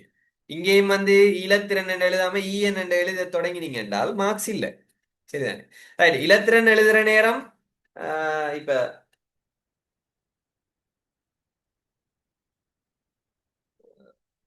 சில நான் எஸ்ஏ செய்யற நேரம் அதெல்லாம் சொல்லிட்டு போறேன். சரிதானே? ஸோ 25 ப்ராப்பர் பெஞ்சில் தியரி 25 ப்ராப்பர் பெஞ்ச் மீன்ஸ் பழைய ரிப்பீட்டர்ஸா. ஸோ ரிப்பீட்டர்ஸ்ல தியரி முடிக்காட்டி முடிக்காத தியரியை முடிங்க. நிறைய முடிக்கலையா? கொஞ்சம் இருக்கா? ரைட். தூக்கத்தை பத்தியும் மார்னிங் ஸ்டடி நைட் ஸ்டடியை பத்தி கேட்டீங்க. ஸோ தூக்கம் இப்ப தூக்கம் இல்லாட்டி என்ன பிரெயின்ங்கிறது இதெல்லாம் நான் விளங்கப்படுத்த தேவையில்லை, உங்களுக்கு தெரியும். ஸோ பிரெயின்ங்கிறது ஒரு காம்ப்ளிகேட்டடான ஒரு ஓகன், சிக்கலான ஒரு உறுப்பு. அதுக்கு ஓய்வு தேவை கட்டாயம். சரிதானே? ஸோ அந்த ஓய்வை நீங்க சரியா கொடுக்கலாட்டி நீங்க முழிச்சு முழிச்சு இதுவும் நான் சொல்ல நினைச்ச விஷயம் தான், டைம் போதாது. முழிச்சு முழிச்சு படிச்சு பிரயோசனம் இல்ல. 24 மணி நேரம் படிச்சு பிரயோசனம் இல்ல. தேவையானத தேவையான அளவுல படிக்கிறது முக்கியம். நீங்க முழிச்சிட்டு இருக்கிறதால என்ன நடக்கும்? பிரெயின் ஷட் டவுன் பண்ணாம வேலை செஞ்சுக்கிட்டே இருக்கும். ஸோ மூளைக்கு குயிக்கா ஸ்ட்ரெஸ் ஆகும். இப்ப நீங்க 1 hour தொடர்ந்து படிச்சுக்கிட்டே இருந்து பாருங்க, கடைசி 1 hourல படிக்கிறதுல எவ்வளவு சதவீதம் உங்களுக்கு விளங்கும் ஏறும் மண்டைக்குள்ள? 2 hour தொடர்ந்து படிச்சு பாருங்க, எவ்வளவு சதவீதம் உங்களோட மண்டைக்குள்ள ஏறும் மண்டை நீங்களே யோசிச்சு பாருங்க. சரிதானே? ஸோ நார்மலா ஒரு நாளைக்கு 6 hour தூங்கும். சரிதானே? 8 hour பெஸ்ட் தூக்கம். உங்களுக்கு படிக்கிற காலமண்டத்தினால குறைஞ்சது 6 hour எப்படி தூங்கணும்? கண்டினியூஸா தூங்கணும். சிலர் என்ன அலாம வச்சு போட்டு 12 மணிக்கு தூங்கி போட்டு 2 மணிக்கு ஒரு கிளம்பி 1 hour படிக்க போறேன்னு படிச்சு போட்டு திருப்பி படுக்கிற இந்த தூக்கத்தால இந்த நன்மையும் இல்ல. நெப் எடுக்கிற பகலையில ஒரு ½ hour அந்த நெப் இல்ல. இது இரவையில தூங்குற தூக்கமும் உங்களோட பிரெயினுக்கு ஆழமான தூக்கத்துக்கு போகணும் மூளை. சோ நார்மலா நீங்க 6 hour தொடர்ந்து தூங்கணும். அதுவும் இரவையில் தூங்குவது தான் பகலையில் 6 மணித்தியாலம் தூங்குவது ஆகச்சிறந்தது. இல்ல மெலட்டோனின் ஹோமோன் அது இதெல்லாம் நாங்க நரம்பு தொகுதி படிக்கிற நேரம் நான் அதை லைட்டா சொல்லுவேன். சோ இரவில 6 hours தூங்குவது தான் ஆக நல்லா. சரிதானே? சோ நிறைய பேர் கேட்கீங்க what is the best time for study, மார்னிங்கா நைட் ஸ்டடியா? சோ சார் நைட்ல வந்துட்டு ஒரு 5 hour 4 hour தூங்கி போடும் இல்ல மிச்சத அப்படி தூங்கலாம். தொடர்ந்து 6 hours தூங்கணும். சரியா? இது உங்களோட ஹெல்த்துக்காக தான் நான் சொல்றேன். சரிதானே? சோ இப்ப நீங்க அந்த 4 hours தூங்கி போட்டு அரைகுறை தூக்கத்துல எழும்புவீங்க. ஃபுல்லா அவங்களோட பிரெயின் ரெஸ்ட் எடுத்திருக்காது. அடுத்த நாள் ஒரு ஸ்ட்ரெஸ் ஒன்று இருந்துகிட்டே இருக்கும் மைண்டுக்கு. அந்த 2 hour எல்லாம் சேர்ந்து சேர்ந்து சேர்ந்து கடைசியில பகலையில தூக்கம் இழுக்கும். யோசிச்சு பாருங்க, பகலையில படிக்கக்குள்ள தூக்கம் வருதுங்க. ஏன் இரவு என்ன செஞ்சீங்கன்னு பார்த்தா போனை பார்த்துட்டு இருந்தீங்க, வண்ணா போய் தூங்குறதுக்கு. பிறகு எழும்புறீங்க 6 மணிக்கு அல்லது 5 மணிக்கு எழும்புறீங்க, 4 hour தான் தூங்கிட்டீங்க. பகலைக்கு நித்திர வராம என்ன பிள்ளைகள் செய்யும்? சரிதானே? சோ தூங்குவது என்றால் 6 hour தொடர்ந்து தூங்கும். ரைட்? சரியா? ரைட். சோ மார்னிங் படிக்கிறது நல்லமா ஈவினிங் படிக்கிறது நல்லமாங்கிறது ஆம், ஆம், யாரை பொறுத்தது? உங்களை பொறுத்தது. சரிதானே? சோ எனக்கு இப்ப காலையில எழும்பி சில நேரம் படிக்கிறது விருப்பம் இல்லை. சரிதானே? சோ எனக்கு நைட்ல சில நேரம் கொஞ்ச நேரம் கூட இருந்து படிக்கிறது விருப்பமா இருக்கும். ஸோ நான் ஒரு 11:30க்கு தூங்கி 5:30 அல்லது 12க்கு தூங்கி 6க்கு அல்லது 5:30க்கு அப்படி எழும்புற மாதிரியாக அந்த டைமை அமைச்சு கொள்ளலாம். சரிதானே? ஸோ உங்களுக்கும் எந்த டைம்ல பெஸ்டா படிக்க இயலுமோ அந்த டைமை செலக்ட் பண்ணு. ஆனா மார்னிங்ல படிக்கிறது ஃப்ரெஷ்ஷா இருக்கு. ஏன்னா தூங்கி எழுமின நேரம் இப்ப எல்லாம் மெஷின் எல்லாம் அப்படித்தானே, கம்ப்யூட்டரும் அப்படித்தானே. ஸோ ஷட் டவுன் ஆகி திருப்பி ஓபன் பண்ணக்குள்ள கொஞ்சம் ஃப்ரெஷ்ஷா ஸ்டார்ட் ஆகும். போக போக லோட் ஆகிட்டு போகும், ஸ்லோவா. அதே மாதிரி தானே ப்ரொசஸ் கூடுற நேரம் ஸ்லோ ஆகும். அதே மாதிரி தானே உங்களோட பிரெயினும். ஸோ காலையில எழுப்பினோட கொஞ்சம் ஃப்ரெஷ்ஷா இருக்கிறதால அந்த டைம்ல படிக்கிறது பெஸ்ட். பெட்டர். பட் உங்களுக்கு எந்த டைம் நல்லா இருக்கோ அதை போடுங்க. இப்போ ஸ்ட்ரிக்டா இருக்காதீங்க, காலையில படிச்சா தான் பாஸ் ஆகலாம், இவ்வளவு நேரம் படிச்சா தான் பாஸ் ஆகலாம்ன்றெல்லாம் ஸ்ட்ரிக்டா இருக்க வேணாம். உங்களுக்கு எது வசதியா இருக்கோ அது மாதிரி செய்யுங்க. சரிதானே? உங்களுக்கு எந்த டைம்ல படிச்சா நல்லா ஏறுதோ அந்த டைம் யூஸ் பண்ணுங்க. நார்மலா மார்னிங் டைம்ல நல்லா யூஸ் பண்ணலாம். நீங்க மார்னிங் டைம்ல பயாலஜியை படிக்கிறதும் ஆக நல்லா இருக்கும். ஏன்னா அந்த ஃப்ரெஷ்ஷான மைண்ட்ல படிக்கிற நேரம் கொஞ்சம் மைண்டுக்கு பாடமாக்குற விஷயங்கள் ஈஸியா ஏறும். இன்ட்ரெஸ்டான பாடங்களை தூக்கம் வர டைம்ல போட்டுக்கொள்ளுங்க. இப்போ பிசிக்ஸ் கணக்கு செய்யறவங்களுக்கு இன்ட்ரெஸ்ட் இருந்தா அதை நீங்க தூக்கம் வர டைம்ல போட்டுக்கொள்ளலாம். அப்ப அந்த டைம்ல தூக்கம் கலை பின்னேரம் சாப்பிட்டதுக்கு பிறகு பிசிக்ஸை போட்டீங்கன்னா உங்களுக்கு இன்ட்ரெஸ்ட் அதுல என்றால் அதை போட்டீங்கன்னா கணக்கு செஞ்சுட்டு போற நேரம் தூக்கம் பறந்து போயிடும். சரிதானே? அதுக்கேற்ற மாதிரி உங்களோட டைமை அமைச்சு கொள்ளுங்க. அதுக்கு நான் பொறுப்பு இல்லை. அது உங்களோட உங்களோட உங்களோட இதை பொறுத்தது. மேக்சிமம் எத்தனை மணிக்கு தூங்கணும்டா இரவையில தூங்குற மாதிரி தூங்குங்க. சரியா? சோ இதெல்லாம் நீங்க டிசைட் பண்ணுங்க. சோ இரவைக்கு தூக்கம் இருக்கிற மாதிரி பார்த்துக்கொள்ளுங்க. சோ நார்மலா 12க்கு தூங்கினீங்கன்னா 6 வரையுமாவது தூங்கலாம்.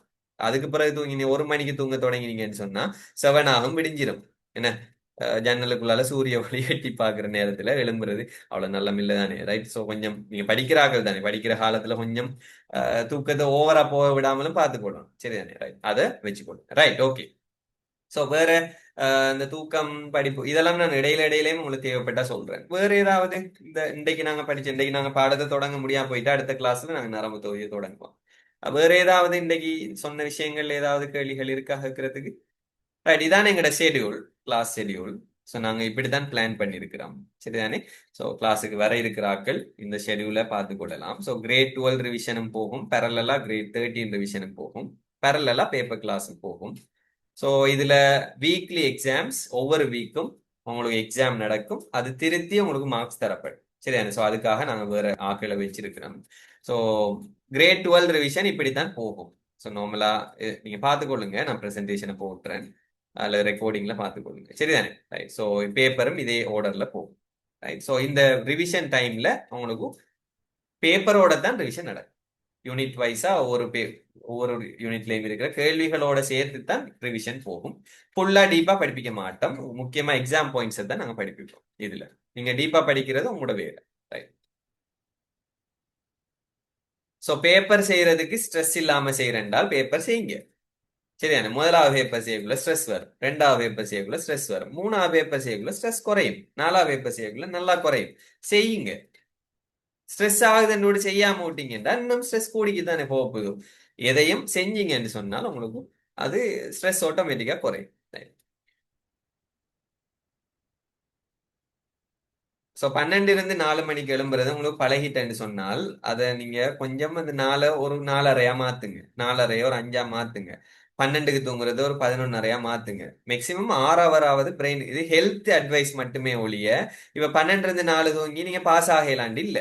சரிதானே? ஆனா உங்களுக்கு காலையில ஸ்ட்ரெஸ்ஸா இருக்கும், சில நேரம் பகலையிலையும் தூங்க வேண்டி வரலாம். அப்படிகள் பிரச்சனை இருக்கும் என்றால் இந்த டைமை கொஞ்சம் கூட்ட பாருங்க. நீங்க பழகினத்தால ஒன்றும் செய்யலாது.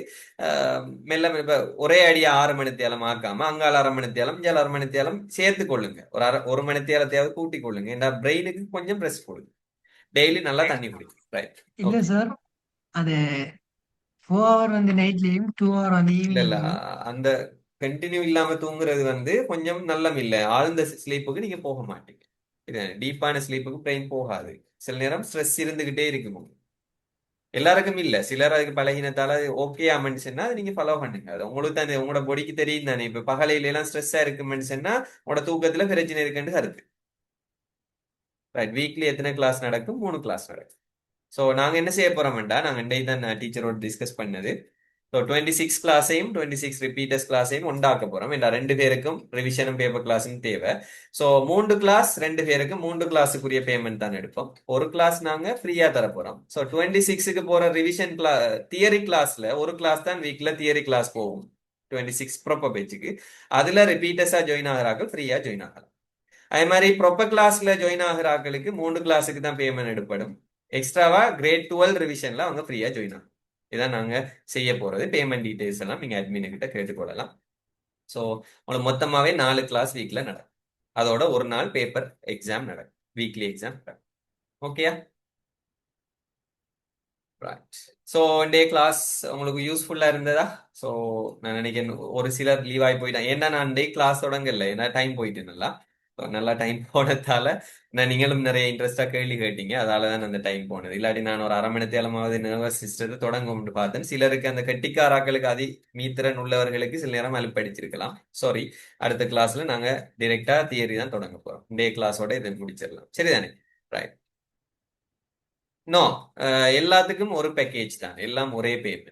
ஸோ 4 கிளாஸுக்கும் சேர்த்து ஒரு கிளாஸ் ஃப்ரீ, 3 கிளாஸுக்கும் எக்ஸாமுக்கும் சேர்த்து ஒரே பேமெண்ட் தான் வரும். பேமெண்ட் டீட்டெயில் நீங்க அட்மின் கிட்ட கேட்டுக்கோங்க. சரிதானே? ரைட். இப்போ எனக்கு கமெண்ட்ஸ் தேவை குயிக்கா. இன்றைக்கு மட்டும்தான் நிறைய பேர் கிளாஸுக்கு வர போறீங்க, அடுத்த கிளாஸுக்கு சில வர மாட்டீங்க. ஸோ இன்றைக்கு வந்த ஆக்கள்கிட்ட உங்களோட கமெண்ட்ஸை சொல்லுங்க குயிக்கா. 5 மினிட்ஸ் தான். ஓகே.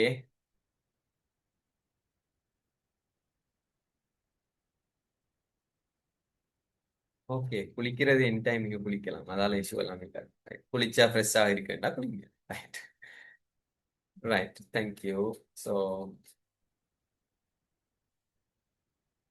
ஓகே. ரைட். ஸோ 10 பேராவது கமெண்ட் பண்ணாதான் நான் முடிப்பேன். Right. Okay. Ilma. Right. Okay. Ishaq. அஸ்னா.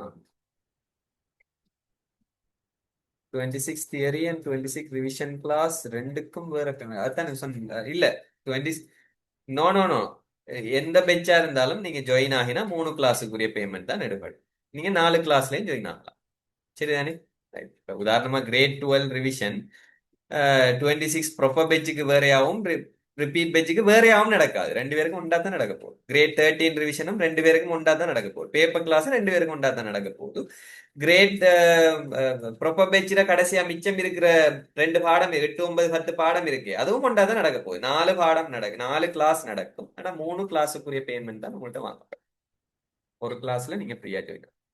தனித்தனியே பே பண்றதெல்லாம் இல்ல, பேக்கேஜா தான் நீங்க ஜாயின் பண்ணலாம். ரைட். ஓகே.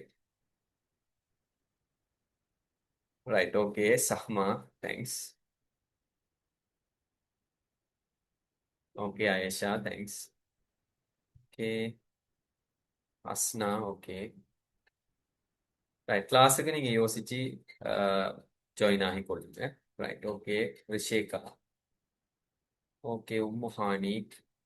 ருசாஞ்சா. ஆச்சி. ஆச்சியா. ரோங்கா பேரம் சொல்லியிருந்தா sorry. Harshitha. Shahari. Okay. So எல்லாருக்கும் இது யூஸ்ஃபுல்லா இருந்திருக்குன்னு நினைக்கிறேன். நான் இந்த ரெக்கார்டிங்கையும் உங்களுக்கு போடுறேன்.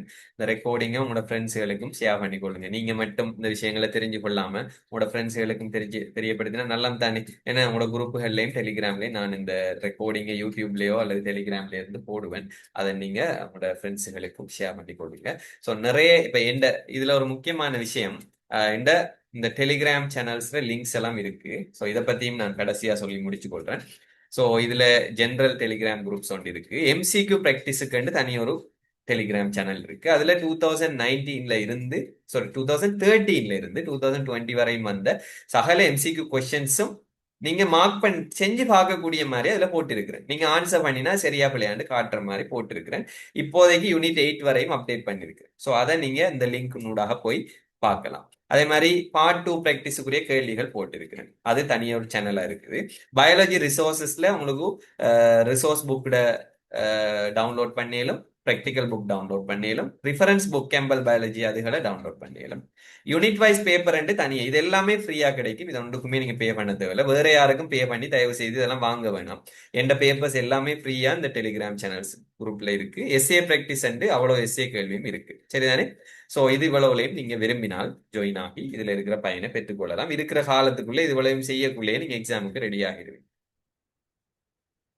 ஸோ யூனிட் 5 ரிவிஷன் இப்ப உங்களுக்கு இந்த ரிப்பீட் பேச்சுக்கு இப்பதான் ஸ்டார்ட் பண்ண போறோம். சரிதானே? ஸோ இது வரைக்கும் ஒன்றும் நடக்கல. ரிப்பீட் பேச்சுக்கு இப்பதான் ஸ்டார்ட் பண்ண போறோம். எல்லாம் ஃப்ரெஷ்ஷா ஸ்டார்ட் ஆகும். இவ்வளவும் ஃப்ரெஷ்ஷா ஸ்டார்ட் ஆகும். தியரி மட்டும்தான் தியரி கிளாஸ் மட்டும்தான் யூனிட் 8 ஜனவரில. ஓகே. ரைட். ஸோ பேமெண்ட் சம்பந்தமான டீட்டெயிலை தயவு செய்து அட்மின் கிட்ட கேளுங்க. ஸோ குரூப்ல அட்மின் நம்பர் இருக்கு தானே. ஸோ நீங்க யாருக்கு ரெஜிஸ்டர் பண்ணி உங்களுக்கு ரெஜிஸ்ட்ரேஷன் அனுப்பினாங்களோ அவங்கள்ட்ட கேட்டுக்கொள்ளுங்க. ஓகே. ரைட். ஸோ டீச்சரும் நானும் சேர்ந்து தான் செய்வோம். டீச்சர் கிளாஸ்ல நீங்க ஜாயின் ஆகி பார்த்துருப்பீங்க நம்புறேன். ஸோ சக்சஸ்ஃபுல்லா போகும். உங்களோட நாளையில இருந்து அல்லது இன்றைக்கு நைட்ல இருந்து சிலர் ஸ்டார்ட் பண்ணுவீங்க. நாளையில இருந்து உங்களோட இந்த ஜேர்னி ஃபுல்லா ஸ்டார்ட் ஆகி நாங்க எல்லாரும் பாஸ் ஆகிறோம். எல்லாரும் 3A எடுக்கிறோம். அதான் எங்கட டார்கெட். சரியா? எல்லாரும் 3A எடுப்போம்னு சொல்லி உங்களோட கமெண்ட் சொன்ன எல்லாருக்கும் நன்றி. எல்லாரும் கேள்வி கேட்டதுக்கும் தேங்க்ஸ். ஸோ அடுத்த கிளாஸ்ல நாங்கள் சந்திப்போம். ஸோ அடுத்த வீக் நான் நினைக்கிறேன் உங்களுக்கு கிறிஸ்மஸ். ஸோ கிறிஸ்மஸ் லீவாக இருக்கும். அதுக்கு அடுத்த வீக் சந்திப்போம். Okay, thank you, good night.